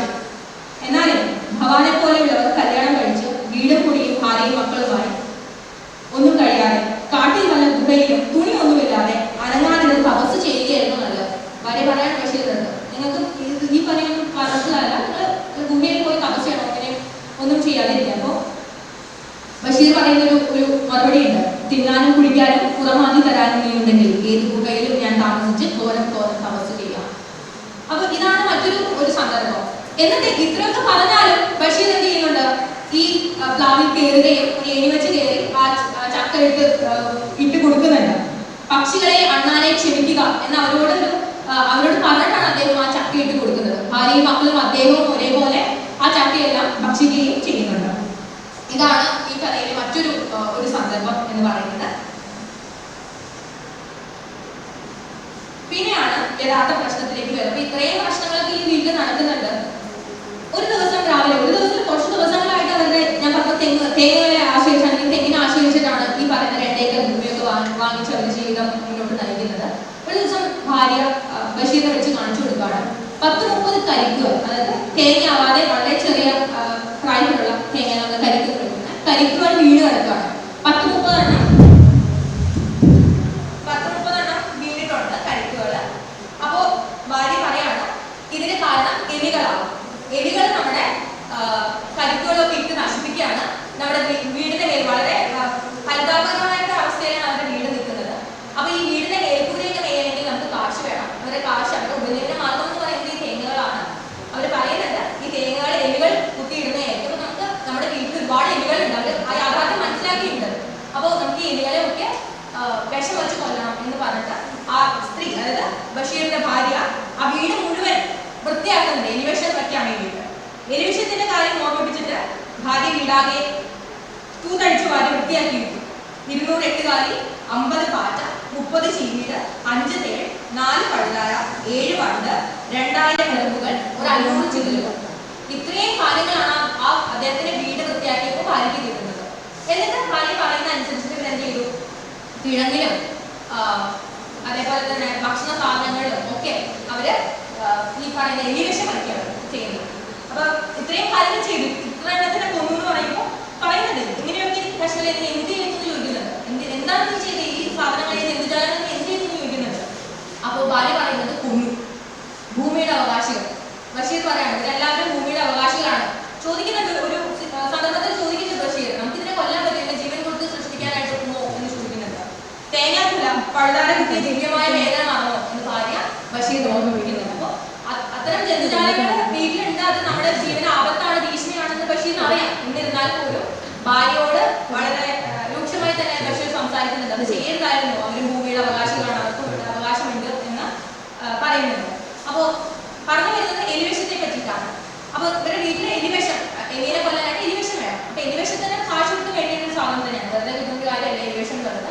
അപ്പൊ ഭാര്യ ഒരുപാട് നാളുകളായി ബഷീറിനോട് പറയാണ്, പക്ഷെ ബഷീറിന് താല്പര്യമില്ലാത്തവർക്ക്, എലികളെ കൊല്ലാൻ താല്പര്യമില്ലാത്തവർക്ക് ബഷീർ ആ എലിവിഷം മേടിക്കാതിരിക്കുകയാണ്. ആ ഒരു സന്ദർഭത്തില് ഭാര്യ അവരുടെ ഏറ്റവും അടുത്ത സുഹൃത്തിനെ കൂട്ടി എലിവിഷം മേടിക്കാനായിട്ട് പോകുമ്പോൾ അവരങ്ങനെ കാശില്ല, കാരണം തേങ്ങകളെ ആശ്രയിച്ചിട്ടാണല്ലോ അവർ ജീവിക്കുന്നത്. അപ്പോൾ ഭാര്യ പറയുന്നത് നമ്മൾ തേങ്ങ വിൽക്കാനായിട്ട് എടുക്കുന്ന കച്ചവടക്കാരുടെ കയ്യിൽ ഞാൻ കുറച്ച് അഡ്വാൻസ് തുക മേടിക്കാം, എന്നിട്ട് ഞാൻ അത് വെച്ചിട്ട് എലിവിഷൻ മേടിക്കാമെന്ന് പറയുന്നുണ്ട്. എന്നിട്ട് ബഷീർ അതിന് അനുവാദം കൊടുക്കുന്നു. അവര് കുറച്ച് കാശൊക്കെ മേടിച്ചിട്ട്, അതായത് തേങ്ങ വിൽക്കുന്ന ആളുടെ കയ്യിൽ കുറച്ച് അഡ്വാൻസ് തുകയൊക്കെ മേടിച്ചിട്ട് അവർ എലിവിഷൻ മേടിക്കാനായിട്ട് പോവാണ്. പോയി തിരിച്ച് ഒരു പാട്ട നിറച്ച് എലിവിഷമായിട്ട്, വലിയ ടീം നിറച്ച് എലിവിഷമായിട്ടാണ് പോയ ആൾക്കാരെ തിരിച്ചു വരുന്നത്. അപ്പൊ ബഷീർ ചോദിക്കുന്നുണ്ട്, ഇതിപ്പോ കുറെ എലികളെല്ലാം കുറെ 10-500 ആളെ കൊല്ലാനുള്ള എലിവിഷം ഉണ്ടല്ലോ, ഇതെന്ന് കിട്ടിയിട്ട് വരികയാണ്. അപ്പൊ ഭാര്യ പറയാണ് ഇപ്പോൾ എലിവിഷം ഒന്നും കടകളിൽ ലഭ്യമല്ല, ഗവൺമെന്റ് ഇപ്പോൾ എലിവിഷം നിരോധിച്ചിരിക്കുകയാണെന്ന് പറയുന്നുണ്ട്. അപ്പൊ അതിന്റെ കാര്യം അവിടെ പറയുന്നുണ്ട്, ഒരുപാട് ആൾക്കാർ എലിവിഷം മേടിച്ച് കഴിച്ച് ആത്മഹത്യ ചെയ്യുന്നുണ്ട്, അതുകൊണ്ടാണ് ഗവൺമെന്റ് നിർത്തലാക്കിയത്. അപ്പൊ മരമണ്ടൂസ് ഗവൺമെന്റ് എന്ന ഒരു പരാമർശം അദ്ദേഹം, അത് ഫയറുണ്ട്, റെയിൽ പാളങ്ങളുണ്ട്, അങ്ങനെ കുറെ കാര്യങ്ങളുണ്ടല്ലോ, പിന്നെ എന്തിനാണ് ആൾക്കാർ എലിവിഷത്തിലേക്ക് പോകുന്നതെന്ന് അദ്ദേഹം നമ്മളോട് ചോദിക്കുന്നുണ്ട്. അങ്ങനെ ഒരു സന്ദർഭമുണ്ട്. അപ്പൊ ഭാര്യ ഈ പറയുന്ന എലിവിഷം കൊണ്ടുവന്നു, അത് അവര് ഭക്ഷണ സാധനങ്ങളിലും വീടിന്റെ എല്ലാ മുക്കിലും മൂലയിലും ഒക്കെ എലിവിഷം വെക്കുകയാണ്. ആ എലിവിഷം കഴിച്ച്, അല്ലെങ്കിൽ ആ ഭക്ഷണ സാധനങ്ങളെല്ലാം കഴിച്ച് എലികൾ മാത്രമല്ല കുറെ എലികൾ ചത്തുപോയി. അതുപോലെ തന്നെ അത് കഴിച്ച് കോഴികളും കുറെ മരിച്ചു വീഴുകയുണ്ടായി. അപ്പൊ അവർക്ക് നാശം ഒരുപാട് സംഭവിച്ചു, കാരണം അവരുടെ നല്ല കോഴികളൊക്കെ ചത്തുപോയി ഈ പറയുന്ന വിഷം കഴിച്ചിട്ട്. അപ്പൊ ഇതെല്ലാം ചെയ്തിട്ടും എലികൾക്ക് മച്ചിന്റെ മുകളിൽ വീട്ടിലെല്ലാം കോഴികളിലൊക്കെ എലികൾ ചത്ത് വീണിട്ട് അതിന്റെ ദുർഗന്ധം പരന്ന് വളരെ ബുദ്ധിമുട്ടുകൾ ഉണ്ടായി. എന്നിട്ടും ഈ കരിക്കുകൾ വീഴുന്നത് തുടരുകയാണ്, അത് കരിക്കൾ വീണുകൊണ്ടിരിക്കുകയാണ്. അപ്പോ തെങ്ങേറ്റക്കാരൻ പറയാണ്, ഈ കരിക്കുകൾ കുത്തിയിടുന്നത് എലികളല്ല, പകരാനാണ് കൂമനാണ്. ഈ മൂങ്ങയല്ലേ, മൂങ്ങ, കൂമൻ എന്ന് അതിനെ പറയുന്നത്, ഇതിൽ കൂമൻ എന്നാണ് പറയുന്നത്, മൂങ്ങ എന്നാണ് അതിന്റെ പേര്. അപ്പൊ മൂങ്ങകളായിരിക്കും ഈ തേങ്ങകൾ കുത്തിയിടുന്നത്, അല്ല എലികളല്ല എന്ന് തെങ്ങേറ്റക്കാരൻ പറയാണ്. അപ്പൊ ബഷീർ തിരുത്തുന്നുണ്ട്, മൂങ്ങ എന്ന് പറയുന്നത് ഒരു സസ്യബുക്കല്ല, അത് നോൺ വെജ് ആണ്, വെജിറ്റേറിയൻ അല്ല മൂങ്ങ എന്ന് പറയുന്ന ഒരു ജീവി. അതുകൊണ്ട് തന്നെ ഒരിക്കലും മൂങ്ങ അത് ചെയ്യില്ല എന്ന് ബഷീർ തിരുത്തുന്നുണ്ട്. അവർ പിന്നെ കുറെ നാളുകളിൽ ഇങ്ങനെ തുടർന്ന് ഒരുപാട് കരിക്കുകൾ പിന്നെയും വീണു. അവസാനമാണ് അവർ കണ്ടുപിടിക്കുന്നത് ഇതിന്റെ പിന്നിലുള്ള കറുത്ത കരങ്ങൾ വാവലിന്റേതാണ്, എന്താ പറയുക,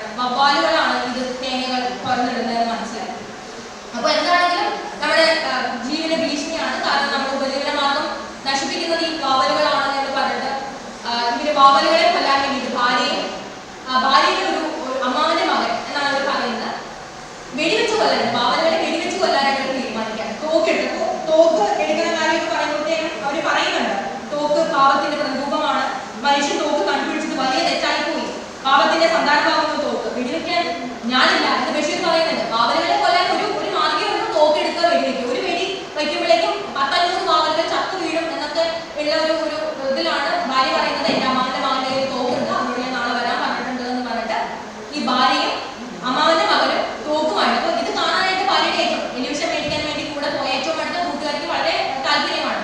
അവരും കൂടെ ഈ പറയുന്ന തോക്കും ഭാര്യയുടെ കൂടെ ഈ പറയുന്ന കൂട്ടുകാരെയും കൂടെ ചേർന്നിട്ട് അവര് കുറച്ച് അവരുടെ വീട്ടിൽ നിന്ന് കുറച്ചധികം മാറി ഒരു തുരുത്ത് ഉണ്ട്. ആ തുരുത്തിന്റെ അടുത്തായിട്ടൊരു ക്ഷേത്രമുണ്ട്. ആ ക്ഷേത്രത്തിൽ 2 ആൽമരങ്ങളുണ്ട്.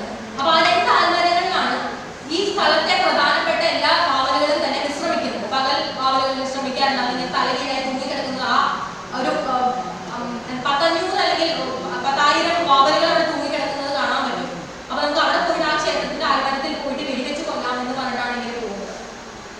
അപ്പൊ ഇങ്ങനെ പോയി അവിടെ ചെല്ലുമ്പോഴേക്കും എന്താ സംഭവിക്കണമെന്ന് വെച്ചാൽ അവിടുത്തെ ക്ഷേത്രത്തിന്റെ അടുത്ത് താമസിക്കുന്ന ഹിന്ദുക്കളായിട്ടുള്ളവർ, അല്ലെങ്കിൽ മുസ്ലിം ആയിട്ടുള്ള സ്ത്രീയാണ്, അല്ലെങ്കിൽ അവരുടെ അന്യനാണ്, തോക്കുണ്ട്, അവരുടെ കൂട്ടുകാരിയാണ്. അപ്പൊ അവിടുത്തെ ക്ഷേത്രത്തിന്റെ അടുത്ത് താമസിക്കുന്ന അവർ പറയാണ്, ബാവലുകൾ ഞങ്ങളുടെ പൂർവികരുടെ ആത്മാക്കളാണ്, അതിനെ വെടിവെക്കാൻ ഞങ്ങളുടെ സമ്മതിക്കുകയില്ല. എന്താ പലതരം അന്ധവിശ്വാസങ്ങളുണ്ട്. അപ്പൊ അവരുടെ ഒരു വിശ്വാസമാണ് മരിച്ചുപോയ ആൾക്കാരാണ് ബാവലുകളായിട്ട് അവിടെ തൂങ്ങിക്കിടക്കുന്നത്. അപ്പൊ അതുകൊണ്ട് തന്നെ അതിനെ കൊല്ലാനായിട്ട് ഞങ്ങൾ അനുവദിക്കുകയില്ല എന്ന് പറഞ്ഞിട്ട് അവര് ഈ പറയുന്ന ബഷീറിന്റെ ഭാര്യയെയും കൂട്ടുകാരെയും അമ്മാവന്റെ മകനെയും തിരിച്ചയക്കുകയാണ് ചെയ്തത്. അങ്ങനെ വളരെ വിഷമത്തോടെ അവർ തിരിച്ചു വരികയാണ്. അപ്പൊ ബഷീർ വളരെ ഗൗരവത്തിൽ കാര്യം എന്ത് പറ്റി, എല്ലാത്തിനും കൊന്നുകളയെന്ന് പറഞ്ഞിട്ട് പോയ ആൾക്കാരെ എന്തിനൊന്നും ചെയ്യാതെ തിരിച്ചു വന്നു എന്ന് ചോദിക്കുമ്പോൾ ഭാര്യ പറയുന്നുണ്ട്, ബാവലുകൾ അവിടെയുള്ള മനുഷ്യന്റെ പൂർവികരുടെ ആത്മാക്കളെ പ്രതിനിധാനം ചെയ്യുന്നതാണത്രേ, അതുകൊണ്ട് തന്നെ വെടിവെക്കാൻ പാടില്ല. അപ്പോ ബാവലുകൾ മനുഷ്യരുടെ പൂർവികരുടെ ആത്മാക്കൾ, ആശയം നല്ലത്, ഭർത്താവ് തീർത്ത് പറഞ്ഞു, മറക്കരുത്, ബാവലുകൾ ആരുടെയും പൂർവികരുടെ ആത്മാക്കളല്ല, ദൈവത്തമ്പുരാന്റെ സൃഷ്ടിയിലെ പറക്കുന്ന ജീവികളാണ്. അപ്പോഴും ബഷീർ പറയുന്നുണ്ട്, നിങ്ങൾ ചെയ്യുന്നത് തെറ്റാണ് എന്ന് പറയുന്നുണ്ട്. അത് പൂർവികരുടെ ആത്മാക്കളായതുകൊണ്ടല്ല, അവരും ഒരു ജന്തുജാലങ്ങൾ അല്ലെങ്കിൽ മനുഷ്യൻ പോലെ തന്നെ വളരെ പ്രിയപ്പെട്ട ദൈവത്തിന്റെ ഒരു സൃഷ്ടി മാത്രമാണ്, പറക്കുന്ന സൃഷ്ടി മാത്രമാണ് ബാവലുകൾ. അതിനെ ഒന്നും ചെയ്യാനായിട്ട് പാടില്ല.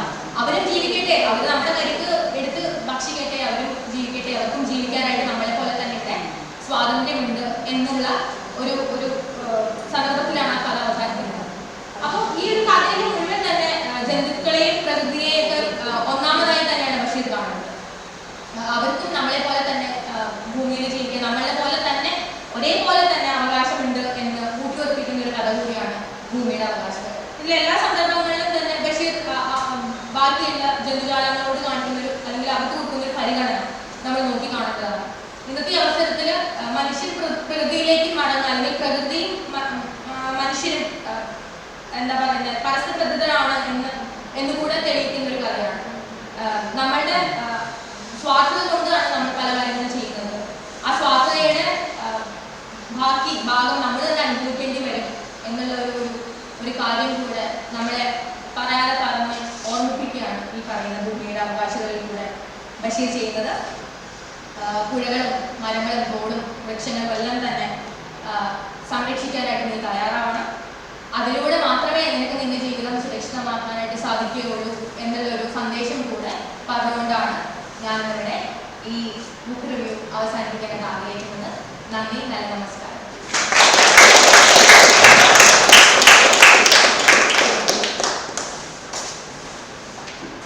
ഭൂമിയുടെ അവകാശങ്ങൾ എന്ന ബഷീറിന്റെ കൃതി വളരെ മനോഹരമായി അവതരിപ്പിച്ച അഞ്ജന മാമിന് നിറഞ്ഞ നന്ദി.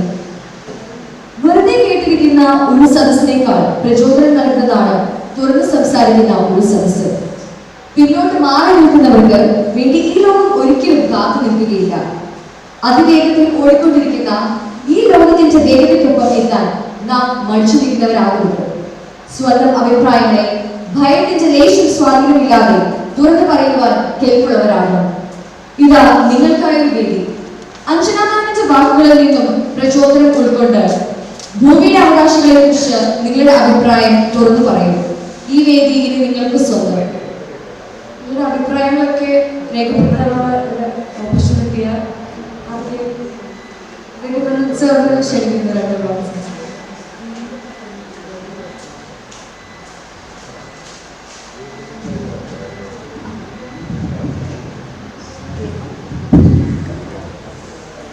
എല്ലാവർക്കും നമസ്കാരം. ഭൂമിയുടെ അവകാശികൾ എന്ന ഭൂമി വളരെ മനോഹരമായി തന്നെ ഇവിടെ അവതരിപ്പിക്കുകയുണ്ടായി. ഞാനതിനെ മറ്റൊരു രീതിയിൽ നോക്കിക്കാണാനാണ് ആഗ്രഹിക്കുന്നത്.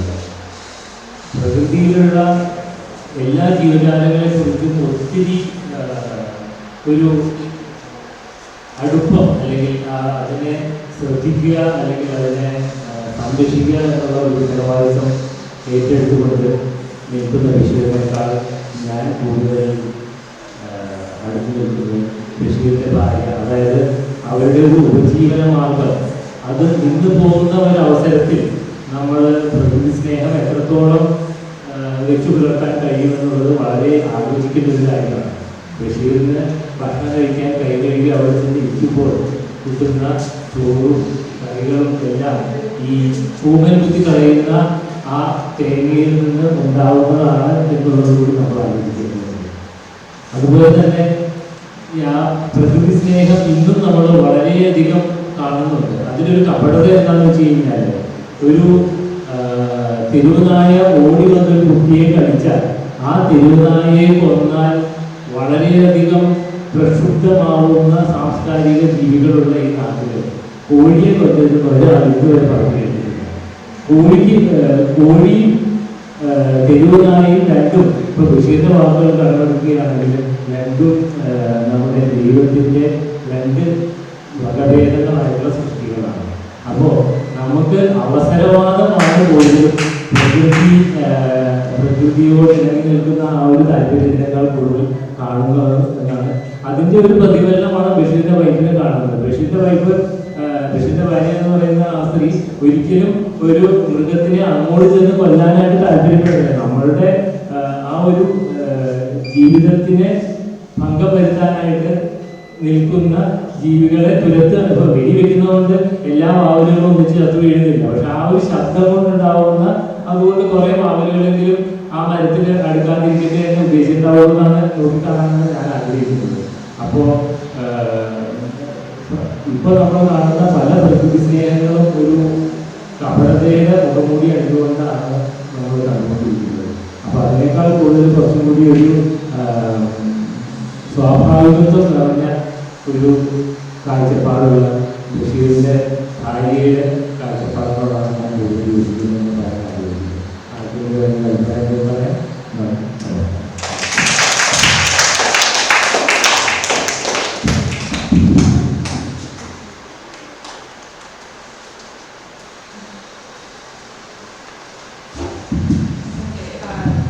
സംസാരിക്കാൻ കാരണമായിട്ട് വരുന്നത് ഞാൻ ഇതിന്റെ ട്രാൻസ്ലേഷൻ പഠിപ്പിക്കുന്നുണ്ട് ഇംഗ്ലീഷിൽ.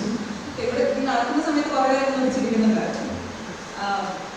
അപ്പോൾ മെയിനായിട്ട് ഇതിൽ ഇൻട്രസ്റ്റിംഗ് ആയിട്ട് തോട്ട് പ്രൊവോക്കിംഗ് ഒരു ക്വസ്റ്റ്യൻ എന്ന് പറഞ്ഞാൽ ബഷീർ ചോദിക്കുന്നുണ്ട്, നമുക്ക് ഒന്നിനെ കൊല്ലാണ്ട് ജീവിക്കാൻ പറ്റുമോ? അതാ ഒരു കോബ്രയുടെ അടുത്ത് വരുമ്പോഴും അല്ലെങ്കിൽ നമ്മുടെ മുന്നിൽ വരുമ്പോഴും അല്ലാണ്ട് അതിന്റെ വേറെ ഒബ്സർവേഷൻസ് ഇങ്ങനെ പറയുന്നുണ്ട്. ഇങ്ങനെ മൈക്രോബ്സിനെ കൊല്ലുന്നതാണ് ആന്റിബയോട്ടിക്സിന്റെ കാര്യം. അങ്ങനെയാണ് നമ്മൾ ജീവിക്കുന്നത്. നമ്മുടെ മെഡിസിൻസിന്റെ ബേസിക് ഐഡിയ മൈക്രോബ്സിനെ കൊല്ലുന്നത്. അപ്പോൾ ഒന്നിനെ കൊല്ലാണ്ട് നമ്മൾ വേണമെന്ന് വെച്ചില്ലെങ്കിൽ പോലും നമ്മളെ തന്നെ രക്ഷപ്പെടുത്താനായിട്ട് നമ്മൾ ഒരാളെ കൊല്ലാണ്ട് നമുക്ക് പറ്റില്ല അല്ലേ? എത്ര ചെറിയ ക്രീച്ചേഴ്സ് ആണെങ്കിലും നമുക്ക് കൊന്നേ പറ്റും.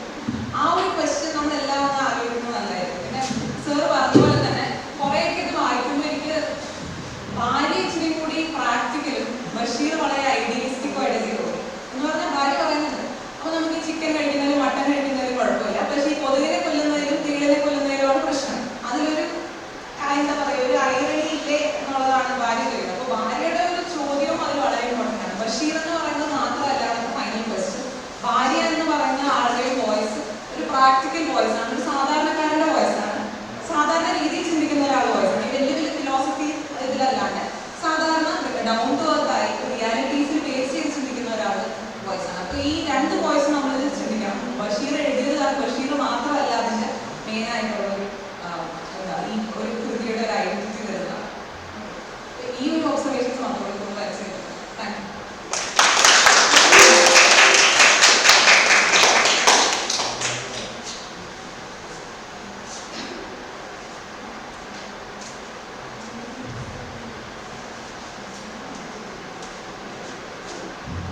ഏതായാലും അഭിപ്രായങ്ങൾ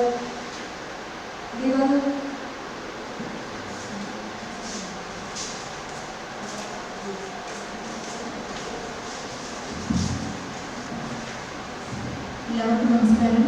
ആദ്യം അഞ്ജലിയെ അഭിനന്ദിക്കുന്നു. വളരെ അസ്സലായിട്ട് ഈ ഒരു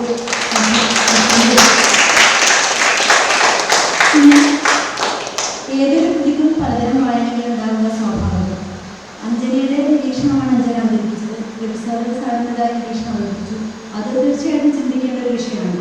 നമ്മളൊക്കെ ബഷീറിൻ്റെ ഭാര്യയ്ക്കുള്ള ആൾക്കാരാണ്, ഒരു സംശയമില്ല. പക്ഷേ അതിൻ്റെ കൂടെ ചില ചിന്തകൾ ഇട്ടുതരാനാണ് അദ്ദേഹം ഈ കൃതിയിലൂടെ ശ്രമിച്ചത്. ഭൂമിയുടെ അവകാശികൾ എന്നുള്ള പേര്, നമ്മളൊക്കെ ഭൂമിയുടെ അവകാശികളാണ്.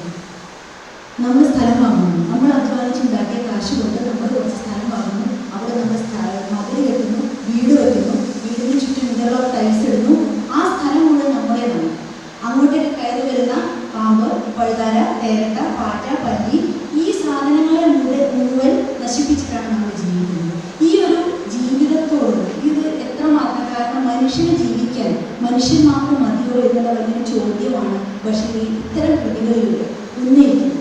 നമുക്ക് സെൽഫ് സെൻറ്റേഡായ ഒരു ലോകത്തോടുള്ള പ്രതിഷേധം അല്ലെങ്കിൽ പരിഹാസം അതാണ് ഈ കൃതിയിലൂടെ അദ്ദേഹം അവതരിപ്പിക്കുന്നത് എന്നാണ് എനിക്ക് തോന്നിയിട്ടുള്ളത്.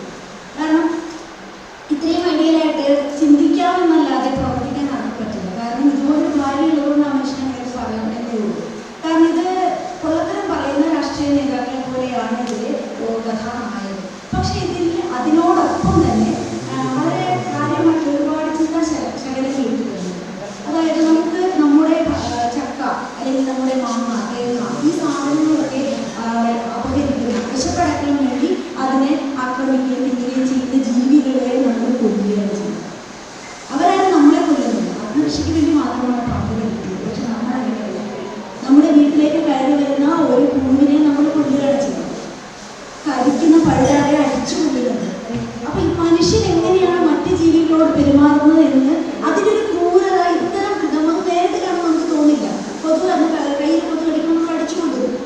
പക്ഷെ അതിനപ്പുറത്തേക്ക് നമ്മൾ ചിന്തിക്കാറില്ല. അത്തരത്തിലുള്ള ഒരു ലോകമേ തറവാട് എന്നുള്ളൊരു ചിന്ത ഇതിലേക്ക് പറ്റിയിട്ടുണ്ട് ഞാൻ എനിക്ക് തോന്നുന്നു. അതുപോലെ തന്നെ ഈ ഒരു വിശ്വാസം, അന്ധവിശ്വാസം, പലപ്പോഴും ഈ അന്ധവിശ്വാസങ്ങൾ പരിസ്ഥിതിയുടെ സംരക്ഷകരാകുന്നത് എങ്ങനെ എന്ന് ഈ വാവലുകളുടെ കഥയിലൂടെ പറഞ്ഞിട്ടുണ്ട്. കാരണം ഒരു വിശ്വാസം കൊണ്ട് മാത്രമാണ് ആ വാവലുകൾ രക്ഷപ്പെട്ടത്. അല്ലെങ്കിൽ അവയെല്ലാം പണ്ടേ അവയെ തന്നെ മനുഷ്യൻ. അപ്പൊ വിശ്വാസം എന്നുള്ളത്, അന്ധവിശ്വാസം എന്നുള്ളത് പലപ്പോഴും പരിസ്ഥിതിയെ പോസിറ്റീവായിട്ട് നിലനിർത്താൻ സഹായിക്കുന്ന വലിയൊരു ഘടകമാണ്. പക്ഷെ അതുകൊണ്ട് തന്നെയാണ് ഇത്തരം വിശ്വാസങ്ങൾ ഉണ്ടായിട്ടുള്ളത്. പിന്നെ മാത്രമല്ല ബഷീർ എന്ന എഴുത്തുകാരൻ, ഈ മനുഷ്യൻ വലിയൊരു അത്ഭുതമാണ്.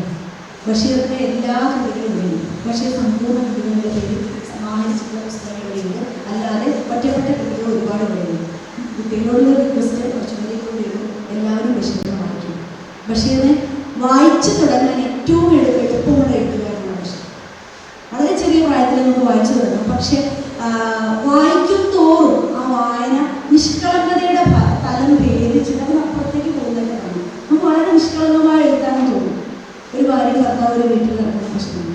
പക്ഷെ അതൊട്ടും നിഷ്കളങ്കത വളരെ പൊളിറ്റിക്കലാണ്, വളരെ പൊളിറ്റിക്കലാണ്. അദ്ദേഹത്തിൻ്റെ ഏത് കൃതികൾ നോക്കിയാലും ഈ ഒരു പൊളിറ്റിക്സ് കാണും. പിന്നെ മാത്രമല്ല ഈ ബഷീറിനെ എഴുത്തുകാരനെ വായിക്കുന്ന എല്ലാവർക്കും ബഷീറിന്റെ കുടുംബാംഗങ്ങളുടെ സങ്കടമാണ്. എല്ലാ കൃതികളിലും വരുന്നത് ഭാര്യ, മക്കൾ, ഉമ്മ, പിന്നെ അതുപോലെ അനിയന്മാർ, മരുമക്കൾ, വീട്ടിലുള്ള ആട്, കോഴി, പട്ടി, പൂച്ച, ഇതൊക്കെ ഇതിലേക്ക് കൊണ്ടുവരുന്നു എന്നുള്ളത്. അതായത് ഈ ഒരു ലോകമേ തറവാട് എന്നുള്ള കൺസെപ്റ്റ് തൻ്റെ കൃതികളിൽ മുഴുവൻ കൊണ്ടുവരുന്നത്. അതായത് മനുഷ്യരെ അഭിസംബോധന ചെയ്യും പോലെ തന്നെയാണ് മറ്റു ജീവികളെ. അജസുന്ദരി സിസ്റ്റർ നേരത്തെ പറഞ്ഞു, ആടിനെ വിളിക്കുന്നതാണ്. അതുപോലെ പാമ്പിനെ വിളിക്കുന്ന സഖാവും മൂർഖനാണ്. ഇത്തരത്തിലുള്ള ഒരുപാട് കാര്യങ്ങൾ. പ്രണയത്തെ പോലെ ഈ മനുഷ്യൻ കാണുന്നത് വേറൊരു രീതിയിലാണ്.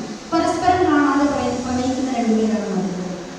അതുപോലെ പ്രണയചിഹ്നങ്ങൾ, പല പ്രണയചിഹ്നങ്ങളും നമ്മൾ കണ്ടിട്ടുണ്ട്. റോസാപ്പൂക്കൊക്കെ വളരെ പ്രബലമായ പ്രണയചിഹ്നങ്ങളാണ്. ബഷീറിന്റെ പ്രണയചിഹ്നം മുട്ടയാണ്.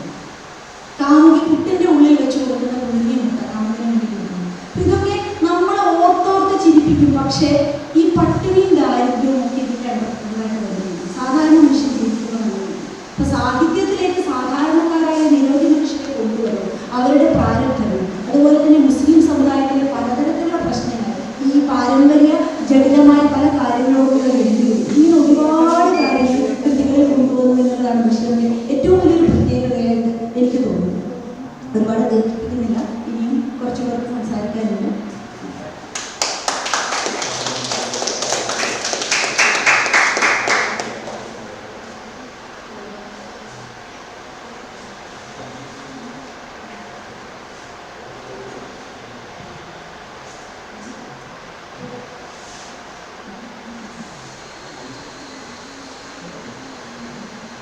നമസ്കാരം.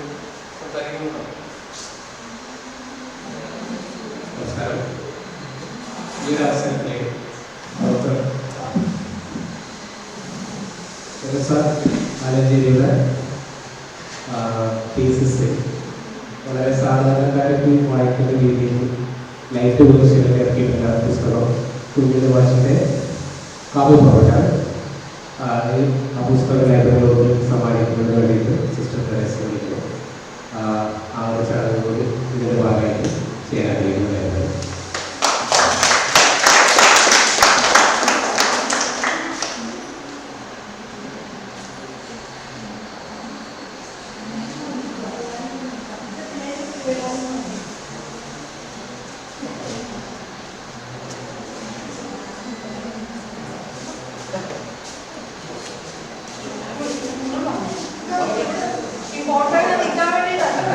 ഇത് 2016 പബ്ലിഷ് ചെയ്തതാണ്. ഞാൻ ലൈബ്രറിയിൽ കൊടുക്കുന്ന ഫോട്ടോ കൊണ്ടിരുന്നു. വിദ്യാഭ്യാസ ടീച്ചേഴ്സും പിള്ളേരെല്ലാവരും അവിടെ എല്ലാം വേണം.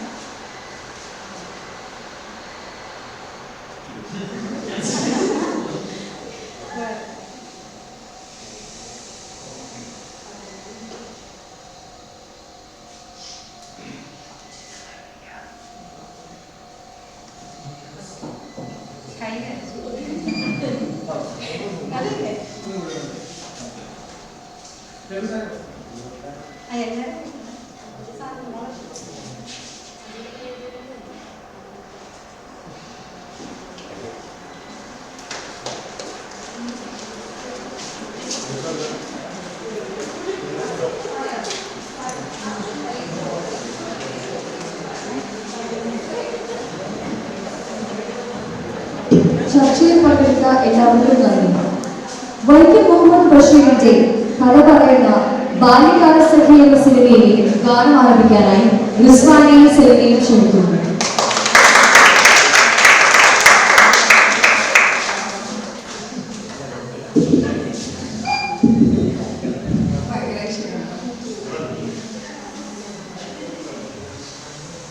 ഇവിടെ ആയിരിക്കുന്ന എല്ലാവർക്കും ഞങ്ങളുടെ വിനീതമായ നന്ദി. വൈക്കം മുഹമ്മദ് ബഷീർ എന്ന അതുല്യ പ്രതിഭയെക്കുറിച്ചുള്ള അറിവിനാണ് സമ്പന്നമായിരിക്കുന്ന ഈ സദസ്സിന് ഒരു താളാത്മകമായ അവസാനം കുറിക്കുക എന്നതാണ് ഞങ്ങളുടെ ദൗത്യം. ബാല്യകാലസഖി എന്ന ചിത്രത്തിലെ താമരപ്പൂങ്കാവനത്തിൽ എന്ന് തുടങ്ങുന്ന ഈ ഗാനത്തിലെ 2 വരികൾ ബഷീർ തന്നെ രചിച്ചിട്ടുള്ളതാണ്. പൂർത്തീകരിച്ചിരിക്കുന്നത് KT മുഹമ്മദാണ്. K. രാഘവൻ മാസ്റ്റർ ഈണം പകർന്ന ഗാനത്തിലേക്ക്.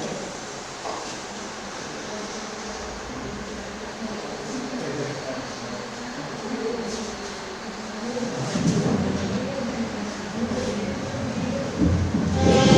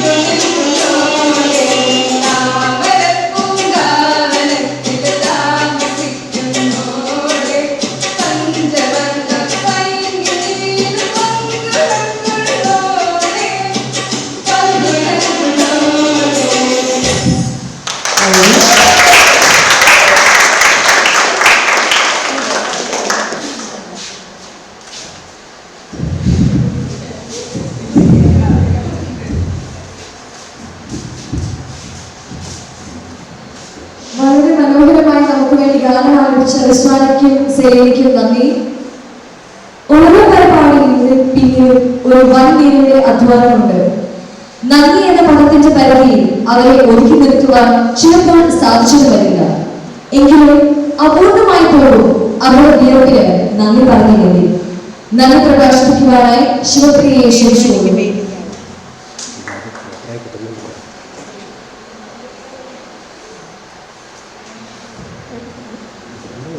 വേദിയിലിരിക്കുന്ന എല്ലാവർക്കും എൻ്റെ വിനീതമായ നമസ്കാരം. എൻ്റെ പേര് ശിവപ്രിയ. ഇന്ന് എനിക്ക് ഏൽപ്പിച്ചിരിക്കുന്ന ദൗത്യം നന്ദി രേഖപ്പെടുത്തുക എന്നുള്ളതാണ്. ആദ്യമായി നമുക്ക് ഈ അവസരം നൽകിയ ഫ്രാൻസിസ് സാറിന് ഞാൻ നന്ദി അറിയിച്ചു കൊള്ളുന്നു. വൈക്കം മുഹമ്മദ് ബഷീറിന്റെ ഭൂമിയുടെ അവകാശികൾ എന്ന പുസ്തകത്തിനെ പറ്റി പറഞ്ഞ നമ്മുടെ അഞ്ജന മാമിന് ഞാൻ വിനീതമായി നന്ദി. കൂടാതെ ദീപ മാമിനും മോളി സിസ്റ്ററിനും റൻസൻ സാറിനും അപർണയ്ക്കും ഞാൻ നന്ദി അറിയിച്ചു കൊള്ളുന്നു. നമുക്ക് എല്ലാവർക്കും വേണ്ടി മനോഹരമായ ഒരു ഗാനം ആരംഭിച്ച റിസ്വാനിക്കും സെല്ലിനും ഞാൻ നന്ദി അറിയിച്ചു കൊള്ളുന്നു. ഈ പരിപാടി മനോഹരമായി നടത്താൻ വേണ്ടി എല്ലാവിധ സഹായങ്ങളും ചെയ്തിരുന്ന മഹേഷ് സാറിനും ഞാൻ കൂടാതെ ഇന്ന് ഈ പരിപാടി അതിന്റെ പൂർണ്ണതയിൽ എത്തിച്ച അധ്യാപകർക്കും വിദ്യാർത്ഥി സുഹൃത്തുക്കൾക്കും എൻ്റെ വിനീതമായ നന്ദി അറിയിച്ചു കൊള്ളുന്നു. ഇത്രയും പറഞ്ഞ് ഞാൻ എൻ്റെ വാക്കുകൾ ചുറ്റുന്നു. നന്ദി.